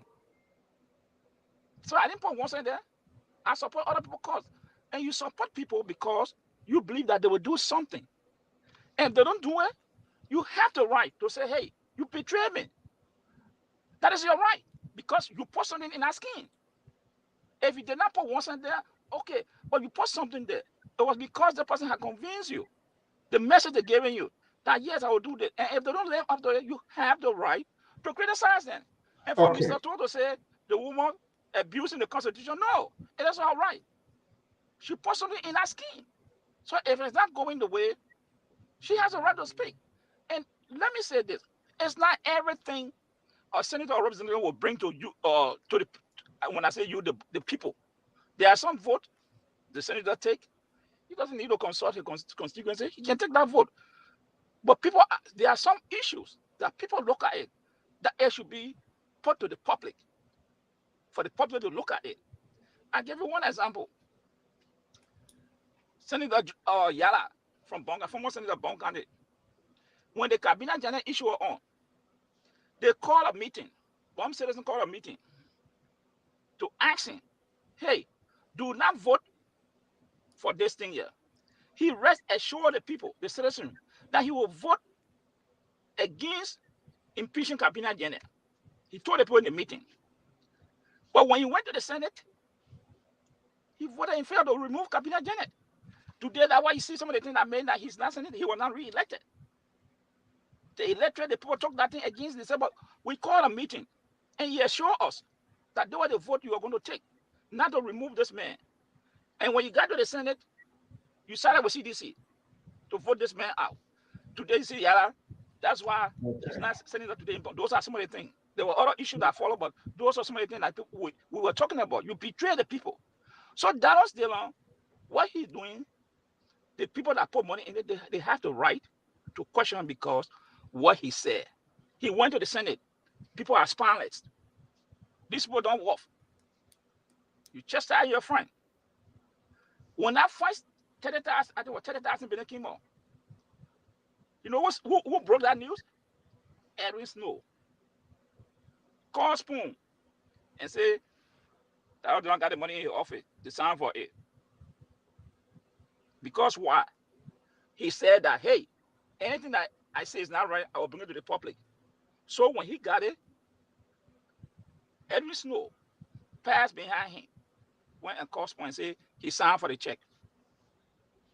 So you see there, because what he was saying, he was trying to chastise his friends. Yes, he was chastising his friends then. So you see now, he entered the house now, the game started changing.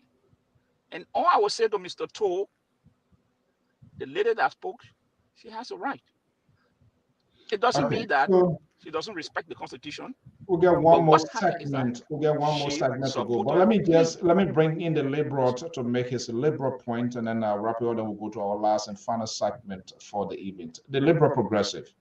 I want to welcome my senior brother, Ty, hanging in with us here this early morning hour from Liberia. Tommy, good morning and welcome, and all of the other folks that following up. This is what we do here. You're going to get much more interesting in the coming days or week when Lpr will be aired live on Sky FM and TV and see what's happened. The liberal, I guess you wanted to make a point. Yes. You know, and that's what I like about us here on the platform, because we agree to disagree, and I respect that of all of us. Put some strength in your voice. Put some strength in your voice. When you hear him saying that, then he think he has a liberal on the back feet, which is not true. which is not true. I'm speaking slowly No. because I want you to think that you're winning. You ain't winning nothing, Mr. George. But and then of course you have your patron here tonight who is a far right, and you think he's going to help you when the liberal is on the floor. He can't sideline me here tonight because people are watching and people know when he tried to sideline me, they'll get to him. But let me make this point. Look, Dallas Dillon, I agree. Think that he stayed there during campaign, what have you. Yes. But then again, Dallas Dillon is not different than any other politician in the world. Politician, what is the best thing they do? They come and fight. They'll say, I'll buy you plastic bag. You remember that song? I will buy you plastic bag. Okay, you know where I'm going with that. And those are true statements. People, politicians will come out and say something to convince you. Now, here's the thing that you people need to understand. Dallas Dillon is nothing but just one person in the entire Senate ballot politics. Dallas Dillon, in order for him to do well in that place, he's going to have to cooperate with other people sometimes, so that when he has something that he wants to carry for, these same people will come and cooperate with him as well. Now, Dallas Dillon went in there saying, I will open up the Senate. And people like, please, you're open your eyes. The man opened the Liberian Senate. Why? Where we can see now what is happening. From time to he's human being. I'm not here to defend. He doesn't even know me. I don't know him. You, Mr. George, we talked about this before. We agree. You can't come to this position and say, as a human being, to say that I'm above the phrase. When you know you're a human being, you have human spirit in you that will allow you to make mistakes. But he didn't. But then again, who is he? He's a politician. And that's what they do. Now, let me say this again. I'm cool. My hand in your mouth. Your hand in my mouth. You can't do nothing. That woman violated the Constitution. What do I mean by that? Which article? Something to article. What do I mean by that? I'm just telling you. I'm just telling you. What do I mean by that? The Constitution says. It's so ridiculous. Mr. So why are you trying to silence me here tonight again? Will you not allow me to finish my point, please? I mean, the liberal, I don't know how many times I have to defend myself and try to tell you that I'm not your northern liberal from the Massachusetts area. I am a liberal from California. We are the true liberals. So please, let me finish my point. The point here is this, Mr. So. The Constitution, the same Constitution that she allowed her to contribute freely to any campaign, but she decided she wanted to follow Dallas Dillon. And what the Constitution say, in whatever time Dallas Dillon have, after that he will come seek re-election, whereby he will come in and tout his success, and people will, no, you failed me before. I don't want to deal with you anymore. Nobody going to question you. You wait for your turn, as I've always said to Mr. Comey. Wait for your turn. This is it. There's no two-way street about it. There's no way two-way. Wait when Mr. Dillon's come to you. You tell him no. You fold your hand and say no. I'm not helping you. But she has a right to express herself. Central right. We're not going to total on this evening. Please let me make my statement. Okay. The point here is this: wait until the election time. You express yourself freely, disagree with him, and then you say, but you cannot come out here in public and warn him. He's my senator, by the way. You cannot be warning my senator in public. I think you've been more a little bit partisan yet to Liberty Party. Mr. So you can carry whatever you want to carry. Okay. I just don't think it's necessary for the woman to do what she did here tonight. All right. Okay, we're going to go to the last segment of the evening. Hopefully we'll get time to pick up phone call. But, for us, we like to create an open box to have a conversation. And that's exactly what some of you guys don't want to do, because we watch people's words when they comment what they say. He positioned himself For us to now have the George Weah that we have today, those are things people look at, accountability, and that's why you see the international, the sanctions and all onto the government official, they are all part of it. So when I invest into a campaign, I'm just not looking at the value of money that I only put inside, but I look at their political ideology, things that you told me, things that you're going to do. And when I found out, and you were the same person here. I interviewed Darius DeLon. That was at 2013 or 2018. I was in Liberia, and I came here. We had this conversation here. You liberal, the liberal from California next to Nancy Pelosi, you consistently on this network to defend people, including your party members, and not putting the interest of the country first. Now you're telling us, giving us a shortcut tone toe constitution. There's nothing to call when there's a toe constitution is in total, not the Republic of Liberia. And you try to tell this lady she violated the constitution, which of course she's not. Let's take a break and then we're going to come back to the last segment. I am Alfonso Z, and so the liberal progressive Samson Brown Toe, Amos George, is based in Atlanta, and our man Sissagoya is based in Minnesota. We'll be right back, and we will look at the three big names involved in the biggest city senatorial race: Henry Costa, incumbent Sir Joseph, Victoria Tollard Kwekwe from the ANC. We don't know where is this guy Amara Kone is standing by. But what do the analysts think about this few here? If Amara Kone is to get involved in Moserado County, we'll be right back.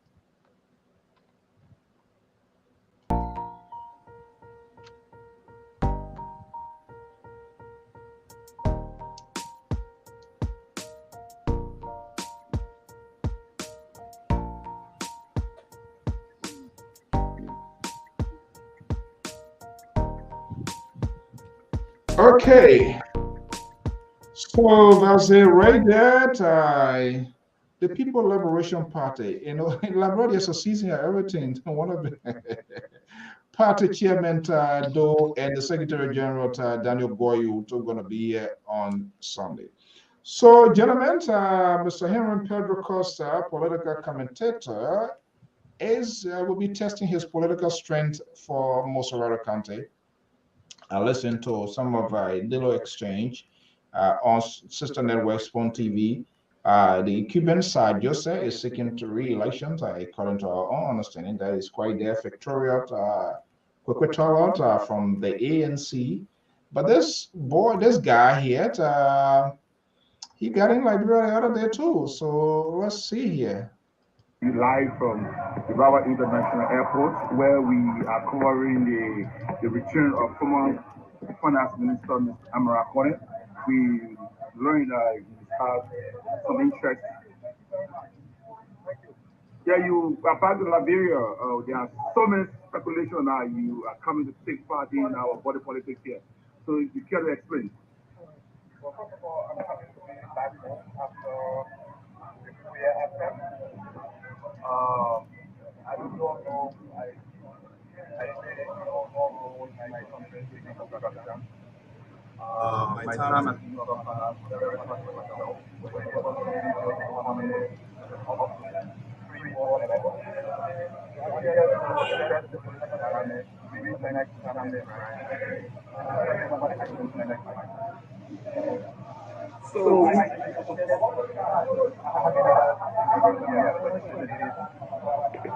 so you are around to Liberia, it seems like somebody who has come to the ambition where you are some are saying that you are expected to participate in Babolu or Moserado County.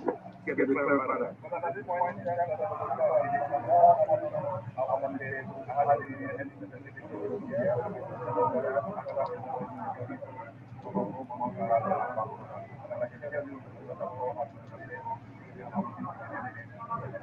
So what are some of the activities apart from politics you participate in? What are some of the activities you carry out apart from politics?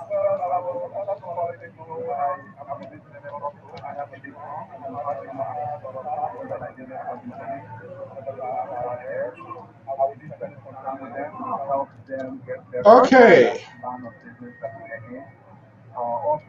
That's our man. That's Amara Kone of Unity Party. Those are Helen Johnson's solid boys. It's clear cut. There is a definitive position, leaving a lucrative job from up there making good money. He's in Liberia. There's a reason to we just do not know it exactly. But what we do know, he will be part of the process. Whether VP, whether he's going to be going to Buffalo, whether he's going to be in Moserado County. The fee is already crowded and dicey. You have Sir Joseph there is positioned, Victoria Tollot. We're going to be having her here very shortly. And radio talk show hosts and politicians or political activists, Heron Costard, all going to be making that. So let's have a conversation here. Where are we going with this? Who could be hurt in the process here? Let me start with Sisi Goyo. If Amara Conan decides to hit the nation's capital, Monrovia, to contest for the senatorial position, to my guess, we've been told a lot of consultation is ongoing. They are the Unity Party boys. On the other side, I'm not sure how you're going to go, whether you're going to go with a boycott wing or you're going to be like an independent. There's uncertainty, but that's going to create a sort of a divide within the Unity Party already. What is Amara Conan really offer? Sissy, you think? So first thing though, Mr. So why are you leaving out Wilmer Pay? Why are you putting the ANC candidate as a heavy hitter over Wilmer Pay? We know that that can't be true. Who's the Wilmer ANC? Wilmer Pay is running also. Yeah, Wilmer Pay. Okay, yeah. Let's so you name the heavyweight and you put ANC. But Sister, do you have problem with ANC? Sister, Who is a new I'm just Mr. George. Why would you call your party then Mr. George, I'm giving statistical facts that she cannot be a more heavy hitter than Wilmer Pay in the Brown political dispensation. That's just statistical facts. But I asked a question. It's a fact. It's statistical facts. Everybody tries to protect their base. You know that I don't want to speculate on the issue of Amara Conan because if Amara Conan decides to run in Moserado, does he run on Unity Party? And whose Unity Party? Is it the Ellen Unity Party, the breakaway, or the fragmented Dr. VP Bwaka Unity Party?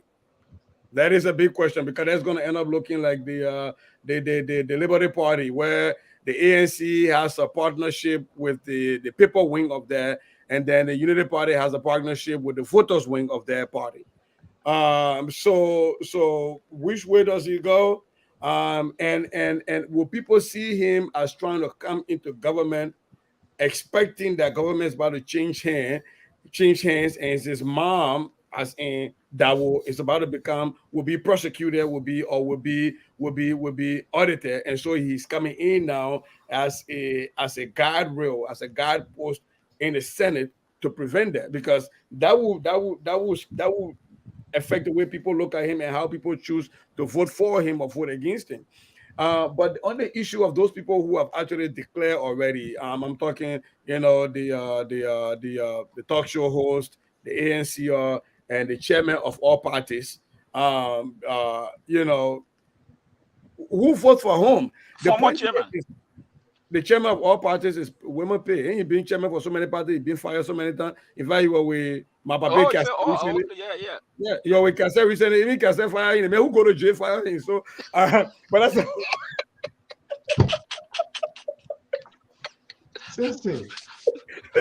But I gotta take my shots. It's Friday night, so. But the mayor chairman, the fire went to jail. Well, I think about other point can support me, but I thought ASCT he was not hearing that. All right, go ahead. On a serious note, on a serious note, when you have a fragmented opposition to an incumbent, it doesn't matter. Even in here in the Western world, in America, when you find third-party candidates running, they usually take away from the challengers. And so in vote-rich Moserado, that has always been the bedrock of opposition. George Weah won the senatorial race because he was opposition. He won Maserati because opposition. Jordan Doe Sharif won because you're opposition. Maserati has always been the bedrock of opposition. When you go back to Amos Sawyer winning and to Ellen Johnson Sirleaf winning and not taking her seat. So if the opposition is splintered, I think, like I said yesterday, it becomes an easy ride for Sir Joseph, my uncle, so we can keep one more kissy man, at least in Maserati. But the opposition has to coalesce because I'm really here trying to struggle on a serious note, Mr. So, with the idea that what is Henry Costa base? And how is that? What is the difference between his base and say the base of Womope or the base of the ANC candidate? Except for I'm not talking about the hardcore, right? I'm talking about people who are independent minded and they're in the middle. What is the message? Because up to now, I have not heard one platform message from Heron Costa. I have not heard one issue that he's going to run on. He's just posting on Facebook. Having said that, let's listen to this here, Okay. and on a sister network television, we're gonna play with that. You're contesting for the biggest county in Liberia, Maserati, and let's not forget Augustina Gray, who your friend Mo Ali had impregnated and tried to get staff an abortion, and you went on your show and called her a hopo Joe. You now want the support of Liberian women as senator of Maserati County. What message do you have to give to Liberian women tonight in support of your bid, given your past history with denigrating, disgusting, disrespecting, and demonizing them? Thank you, Mariah. Thank you very much. Mariah Kula, you say some of the worst things about me. I don't have any respect for you. I don't dignify you. Hold on, Santa, for you now. Let me speak. Santa, I will not do that yet. Santa, Mariah will not do this, Mariah. You are I will not do this. Give me the chance to answer fairly. Okay, do not be personal. You will not respond to me personally. I have the right to respond. Mariah, do not interrupt him. Again, you are the interrupt if it goes personal. No, you will not interrupt, Mariah. You must give him a chance. Mariah, you must give him a chance to speak, please. Do not interrupt him. Costa, please. All the women in the basket that I placed Mariah Yakula, I do not respect. They insult me, but they expect me to not respond. Then they throw their hands up and say, I'm a woman. You don't know I am a woman? If you are a woman, you will respect yourself and respect how you talk to a man. If you disrespect me and you insult me and you expect me not to respond, I will respond to you. And Mariah, listen to me. I'm not counting on your vote. Let me see there, my mic. The Liberal muted my mic. Okay. Mr. So, let me say something real quick about that. And I hope you give me just 1 minute. Let me just give you a background story. Sure. When I ran for Brooklyn Center City Council, I was campaigning one day with some of my former students. And we were at a door. They had a big cross, huge cross at the door. And I, assumed it was a Christian home. So I knocked on the door, and this white elderly man opened the door. And I said, I'm CZ Goya. I teach at a high school. I'm running for Brooklyn Center City Council. And I, went over my quick spew about what I'm running for. And I said, I hope I have your vote. But here's my flyer. I hope you check me out. The first thing that came out of the man mouth was, go back and run the zoo. I said, wait, what? He said, yeah, go back and run the zoo. I should go back to Africa because we're animals, and I should go back and run a zoo because my people live in a zoo with chimpanzees. That was his statement to me into the door. The student that was my former student was a black boy, tall, big kid. He was furious. And I said, sir, and I said, sir, by the way, we don't have zoos in Africa. We let our monkeys and chimpanzees roam free in the wild. They're not in cages. We don't imprison them. And I said, but by the way, thank you. I will not go to the zoo because I've been here impacting knowledge into your children. And then we left. And the kid was like, Mr. Goya, why you didn't punch him at that door? And I said, because the narrative would have been different. I would have played into his narrative that he thinks that I as a black man am not capable of controlling my emotions. I'm a monkey. And so when I punch him, I play into that narrative. And so I walk away, I joke about it, and I walk away with my student. I'm saying this to say that Henry Costa, when you put your name out there and say you want to be a leader, a political leader, you can no longer go toe to toe with a surrogate. Mariah Yakula is a surrogate, and she's an electorate of the place you're running to. You might not have a vote, but you don't have to. Mariah Yakula has nothing to lose. She's not running for election. You do. You have to be able to understand that as a political candidate. And lastly, on that note, Mariah Yakula gave Henry Costa a freebie. A freebie. That question, as a seasoned politician, I'm sitting there as a politician, I'm going, whoa, I would have loved that question. Because she said everything he has said and done in her mind and said, what are you waiting now to do? As the politician, I would have said, Ms. Yakula, I respect you as a woman. It is our culture in Liberia to respect our women. If I have said anything or done anything to make you think any less of me, I want to take this time to apologize to you. I apologize to all of those ladies. It was not an intent to denigrate people, but in the work that I do, sometimes when you say facts and you say truth, it comes out as denigrating people. It has never been my intent to denigrate women. To the extent that people think I've done that, I want to say I am sorry to all those women that you name and many more women who might have thought that way. It has never been my intent. I am a cultural man, and we don't do that in our culture. Simple, you're done, you move on. But he got himself bogged down into a fight with a surrogate. Mr. So you don't do that as a politician ever. You don't do that, and this is where political maturity comes in. And you have the liberal here. Yesterday, I was boiling, I was spinning, and when I say I was coming in, and he was there. Oh, so is not here tonight, and he's literally sanctioned Amos Joyce that Amos Joyce should not talk, and he's this and that. Look, he's out there. He's out. He has made a declaration that he's going to be contesting. And this is how bad governance and breakdowns of rule law in the country. And people come and give justification. But you know what? Liberia too is a different terrain, different electorates, different people. People chant people as their hero, as their King Kong, as their Goliath. We did that. And eventually he who rides the back of the alligator goes in the back of the alligator. Liberal, you last night you had your time, you're going to be the last. If we have time with my clothes on there, maybe you can. let me not make my puppy blood pressure go on. Yeah, look, on a serious note, and I've said this over and over, and that's the problem. Sometimes when you try to be honest with people, and then you have some people with fish brain say you're jealous of somebody, you hate people. Look, to fight for a cause, to be a politician, to be an advocate, it comes with pain. It comes with a huge price. See the life of Nelson Mandela. Bobby Wine from a musician, also from the ghetto to become a.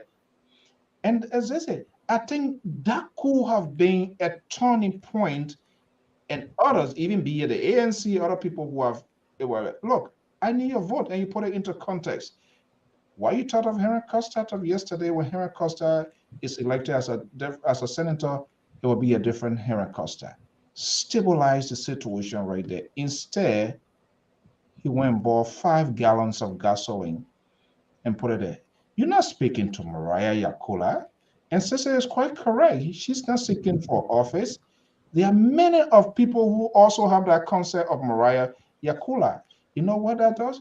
You know Hillary Clinton, in as much as bad as Donald Trump, when she made a remark at a fundraiser and put everybody who was sitting down who had an independent mind, but decided to use the word basket of deplorable and put everybody in that, people decided to just back off.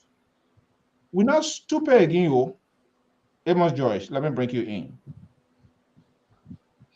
Yeah, yesterday I propounded on this issue, and I thought Henry Costa would have gone back to his tradition, that is the Pele tradition.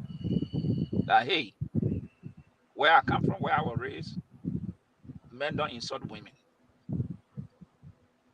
But sometimes the job we do, we speak sometimes, and other people interpret to be different. I repeated the same thing.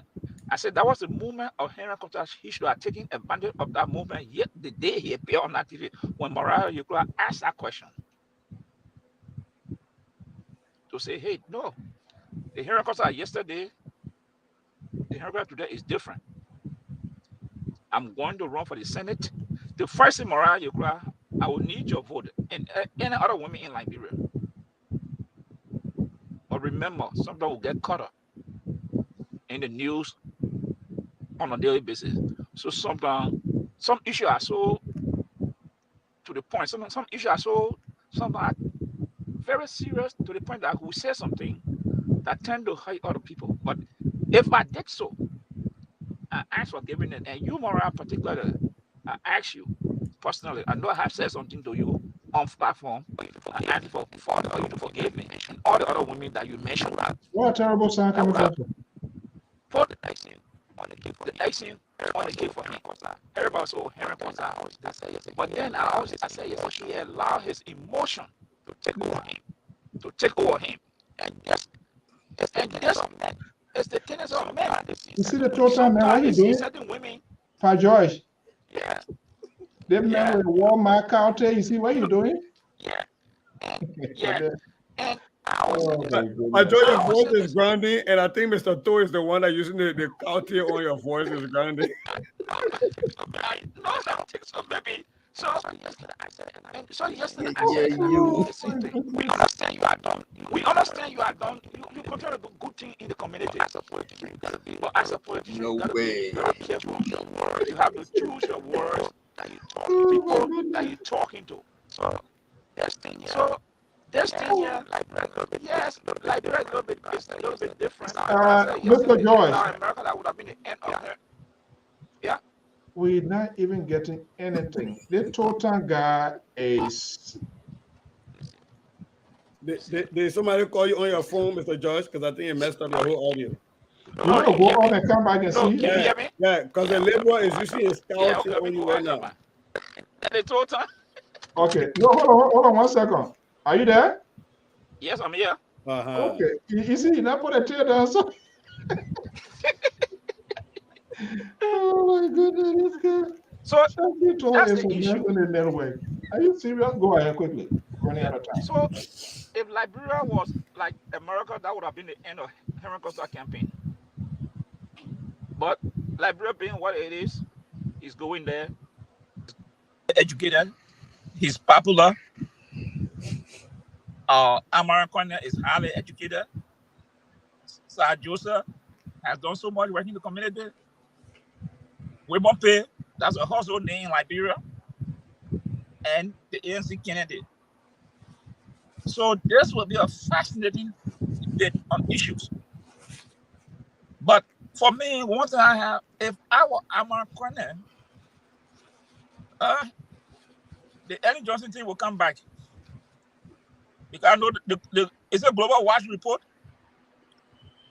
They accuse him that he was used by Ellen to hit worth in the Cayman Island. That is there on a Global Watch report. But Liberia being what it is, who knows? But the second thing I would suggest to him, I think he better go to Bopol, where you will have more constituency in Bopol than Mosorado. Because the people will see him as a light, the sun, who have achieved a whole lot.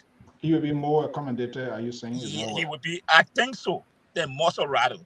Okay, because Mosorado is a tricky place. All right.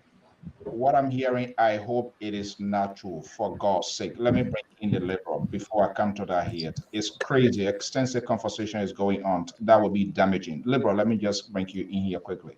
Thank you, Mr. So. The conversation we had last night when I brought the same question to the three gentlemen, my intent was for us to discuss it on a little bit higher level, and I didn't want, and I stated that I didn't want to have this thing to come to the level where we try to popularize the conversation between the young lady, and Mr. Custer. However, now you have made it into a discussion here tonight. Let me just say this here, on a fair, in the interest of fairness, I am a serious admirer in terms of support for Mr. Costa and what he has done in fight. Many people will say that he's my son. I say yes. However, I, from time to time, will say, if I know that he has said something that I don't agree with, I will say it publicly. What Costa said to the young lady, I don't agree with it. I don't support it. I think Costa would have done better to say, I don't want to answer you. Knowing who the woman is, she's a surrogate of Cummings. And how many nights in this place that you have gone on with Cummings X, Y, and Z. And when they have the opportunity, they will try to knock you down as much as possible. Interestingly, the same lady that was asking Custer about insulting ladies, insulting women, she also said on the platform with Prophet Key that, and I'm paraphrasing, Prophet Key, we watch you. You know, we don't come live, but we like your show. We watch you. When you're gone, there is time we can come on and watch it. We enjoy it. So the question I have for you, Prophet Key, the kind of cause you can be causing a woman cause, why you can't cause men cause like that? And this is the same lady who now we expect to have Custer to answer to charges that she's putting forth without those charges being considered political. So is what that I want to say, is that equivalent giving? Excuse me? Is that justification given for Costa action? And Mr. Central Right, the liberal is on the floor. There's somebody just wrote already. Say, why you and Mr. So always attacking me? And then you guys need to answer to that question. It's on the platform. It's on the dashboard. It is a right. Yeah, they say right. you guys are attacking me when I'm speaking. When you guys we can't question the people's views, their opinion. That's what he believes. So why should I? But we're pointing when you guys, two of you, when you're talking, I don't say nothing. But as soon as I open my liberal mouth, you guys you're getting ready to insert your George is an actor. He speaks for himself. He doesn't speak for me. Go ahead. Here you are. You're taking time away from me. When his mic was going the laba because the cartel was doing his job, you give him extra time. And I was watching, and you're not gonna give me extra time. Now you're taking me from my point of view. I have to answer you in the center right. That's what you guys do. But like I said, I'm here as a counterweight. And that's what I am, a liberal, to the counterweight, to be the counterweight to your conservative view. It's not going to fly here tonight. You guys are not going to bamboozle me to accept your view. Mr. Central Right, you can question me while I'm talking on. It doesn't matter. I will. This is what I say. You're here, you people and your supporter, you're here in fame my here in your mouth. You can't do nothing to me. I'm cool. Let me go on. So, back to Costa. Like I said, Costa comment was something Costa knew very well. When he came on, knowing that this lady was on, Costa put on his garment to fight. And he didn't hesitate to fight. Whereas Costa should have recognized that this is not Costa platform. You are going on other people's platform. You don't have control what is said. You don't have control who's talking. If they allow it, if Stanton wanted to really mess him up, he would have just let Maria, whatever her name is, just keep interrupting, and nobody will hear anything that he was saying. You know? So when you're going on these other platforms and what have you, and this is what I'm going to do. I will try my best. I'm not going to contact him. I don't have his number. I will try my best through this public medium to see if I can invite him. And because I know who this young man is. I don't know him personally, But from video over video, I know the insider heavy hard talk Costa. There is a soft side of Costa. And I will bring that up. I will do my best to bring it up for Liberians to see that Costa is not all that is to be the way the people think of Costa. Costa opened his show, he's there to defend. And that's what people expect of him. Nothing else. But on the other side, I have a video here. I have a video here where by 2 o'clock at night, 2 o'clock at night, Liberian time, the young man was in a t-shirt, laying down, having a conversation with himself on the video. You could see in his face the stress that he went through in this place. It was nothing small. Many of us would have had an attack by now. So Costa, for you now, Costa, with this kinds of huge person you are, to go because Malaria trying to defend Alexander Comey and ANC, and for you not to recognize that, I thought that was very, very bad. Very bad.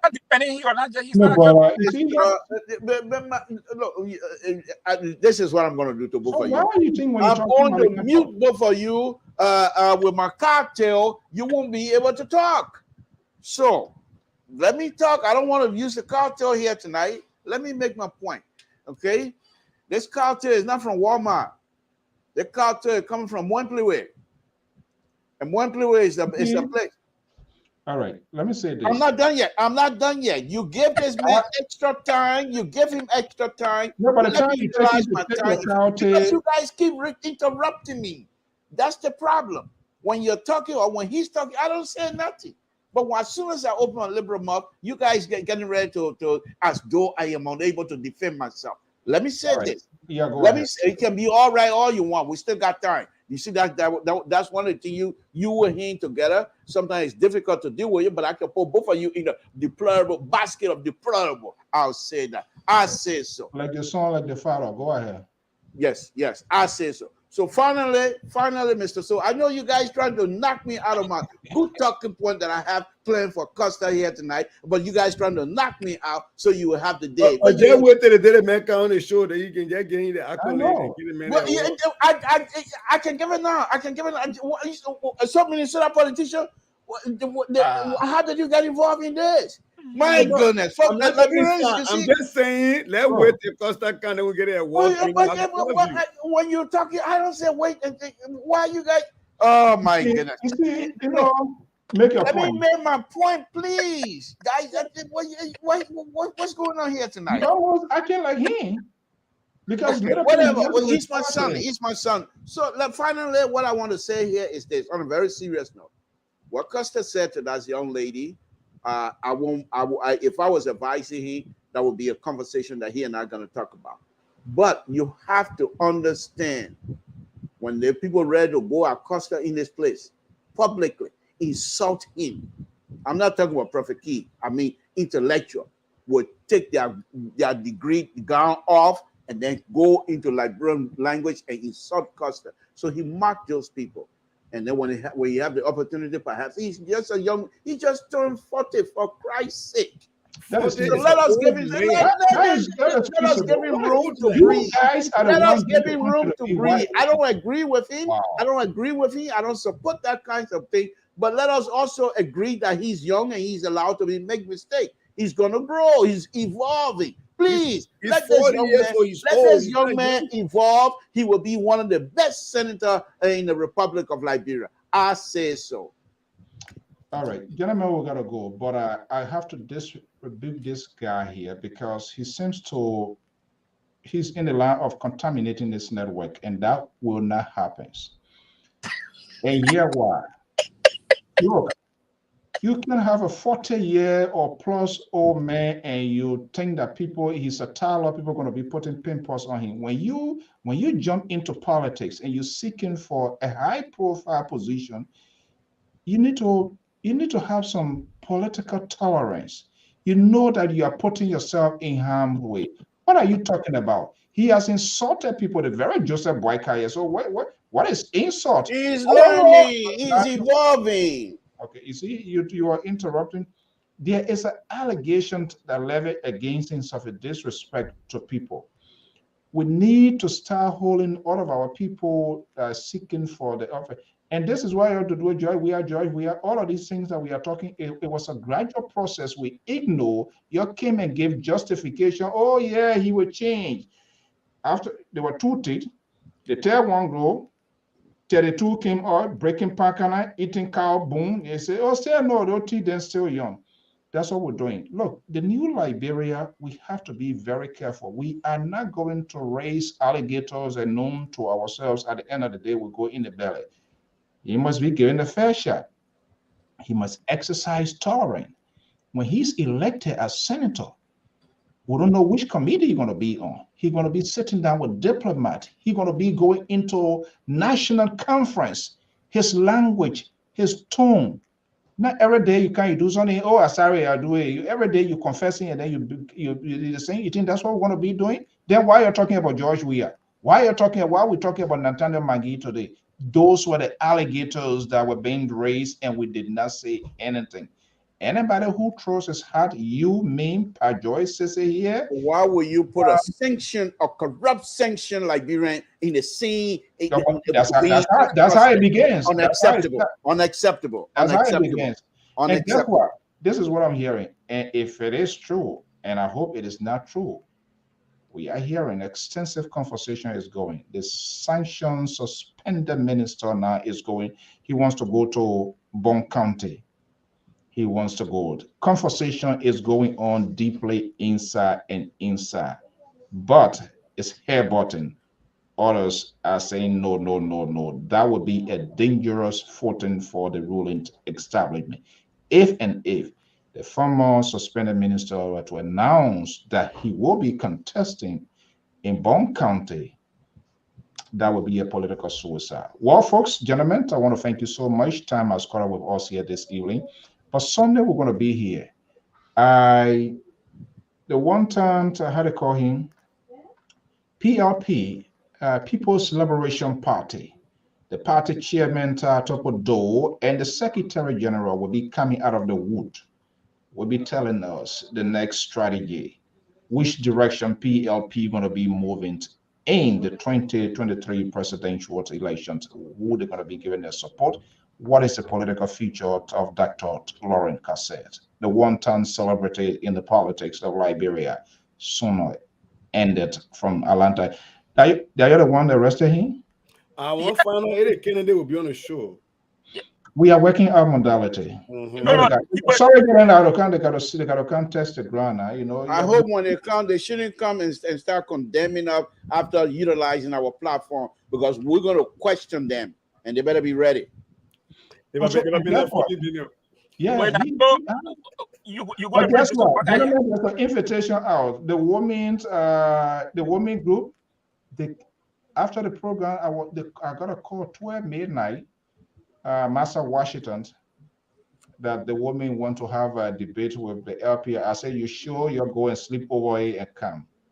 But Mr. So, why would that be a debate? We only gave our input on their ideas. Exactly. Nobody else on other things in data. Let us come. And then number two, let me not say debate. But Mr. So, number two, I would be very hesitant even having a more detailed conversation after what they wrote, accusing of misogynism, simply because we stated our point. It's going to come out with the same thing. So if we cannot have an intellectual conversation without putting forth our gender, and people thinking every time somebody says thing is by your gender, are you really having no kind of conversation? And that's the problem we have in society. Not even women, men, and everybody. People do not want to be questioned. And that's how people like to have their free way in society. And when they get to state power, those are the behaviors they carry in the White House, they carry in parliaments and other high-profile positions.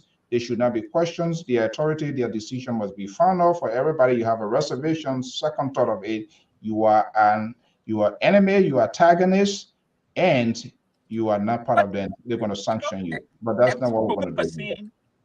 We did not question any people, moral compass or what have you. We didn't question none of them. It was only idea. what they said. You know, the good thing about it now, I never throw something to Amos Joyce, is a Goya here. We disagree on things and we have several conversations because we want the best out of Liberia. Different views, opinions on issue, but it's been proportional for everyone to express his or thought. The Liberal Progressor, you had a very bad night again. Thank you so much for your time, as usual. And to all our viewers and listeners, we want to thank you so much. Boyut Wilson, he's one of our senior staff that will help us to earn money. And like I said, we're working on the technical details in the next coming days or week. Lpr will be live on Sky, FM, and TV. And that a new face is going to be Johnny Lina Dodo to Front Page Africa will be adding to the intellectual talkers. Wow, And they went heavy on me here tonight. I mean, your audience, they didn't play with me. They didn't play with me. But that's you okay. reading the comments, eh? They're so cute today. He's addicted to that's the thing, boy, and that's what people don't like. He addicted to people reacting. He wants to win sympathy from the audience. That's how he does it. He wants to win sympathy. They're so cute tonight. They blow you. I think you're gonna have a bad dream. The way I see it, the way you're confessing, having true confession, yeah, you're gonna have a bad dream. But what you do, take Dasipin and go straight to bed. Yeah. He was accusing Mr. So you say all the program he was accusing that you were not here. Right. I will not say anything. Okay. Gentlemen, thank you so much. The Liberal, thank you so much. And thank you. Yeah, I will be having Dr. Adam Kam here too on Monday, and we're going to be looking at education because these candidates, they are not talking anything. We don't know anything about their educational agenda, health, and some of these major issues. So we have to change the narrative and have this conversation. Pat George, thank you so much. Well, to our many viewers and listeners, we want to thank you for sharing your event with us. Zion, I will check your message, and please, if you have any suggestion as to how we can enhance this network, let us know. In fact, I will be reaching out because I did had an interview with customer 2, 3, 4 times during the heat of the saga with Helen Johnson Sally. I think 2 times in Monrovia and here. So Sir Joseph going to be coming here. Victoria Toronto we're going to be coming here. We'll reach out to Wilson. What's his name? Wilman Pay as well, and all of those major actors. Once we'll reach out, if you want to come, that's okay. If you don't, that's fine. But we want to have it more or less proportional to give everybody the fair share to make their side hard. Until then, well, folks, we want to thank you so much. Thank you for your time, your comments, your tweets. Usually we go back to read, and don't hesitate to express your views, your concern. If there's some issues you want us to talk, let us know. Send us inbox. To the ladies, again, so we're making this official. If you want to be an analyst, you want to be a contributor on this network, let us know. We are opening this out, but those who are willing or who have the time for now are those making themselves available. If you want to be a contributor, let us know. If you want to have any conversations about your country, if you want to, maybe you have a choice, you have made a political choice, the candidate to support, and there are reasons for which you are taking your decision, let us know. We'll bring you here and we'll have a conversation. All of us, we all must be accountable to our actions, including presenters and anchors of this very program. That's how it should be. Don't get carried away by these politicians. Don't let your blood pressure and your cholesterol to go above the roof level, because politicians will always be politicians. They will not bring all on the table. The baggages will be left at the door, and they're going to enter with a white garment and wave the white flag as if United Nations is entering your corridor. That's how it's been, and that's how it will be. But it is fair to say all must be held accountable. We must be held responsible for things we say, things we do. And when you are seeking public office, remember, the past, the present, the future will come out, and get ready to dig up with it. Why you think the listener to John McCain pulled that microphone off when Barack Obama was attacked? Because he knew his campaign was at stake. Lack of political tolerance within our political discourse in Liberia is way over the roof, and we must hold these people accountable because they will represent us, not just only as senator. They will be going to international conferences. don't want to see my senator flipping table because somebody disagree with them or they call their knee. Then we're going to come back to the same old thing. Have a pleasant evening, and I will see you when I see you. Bye-bye. De la commune de Diblo, soyez unis et indivisibles pour réagir dans le sac blanc. Faites développement Dio, des pièces pas mères. Diblo d'abord Dio, bah et ben se verrait pas si beau. Ben Séverin, tu as entendu ta prière et il t'a exaucé. Bienvenue, monsieur le maire. Savidola, mon arrangeur au cœur blanc. Maman Mariette, président du fan club DPS. Babosquei Oswald, aussi.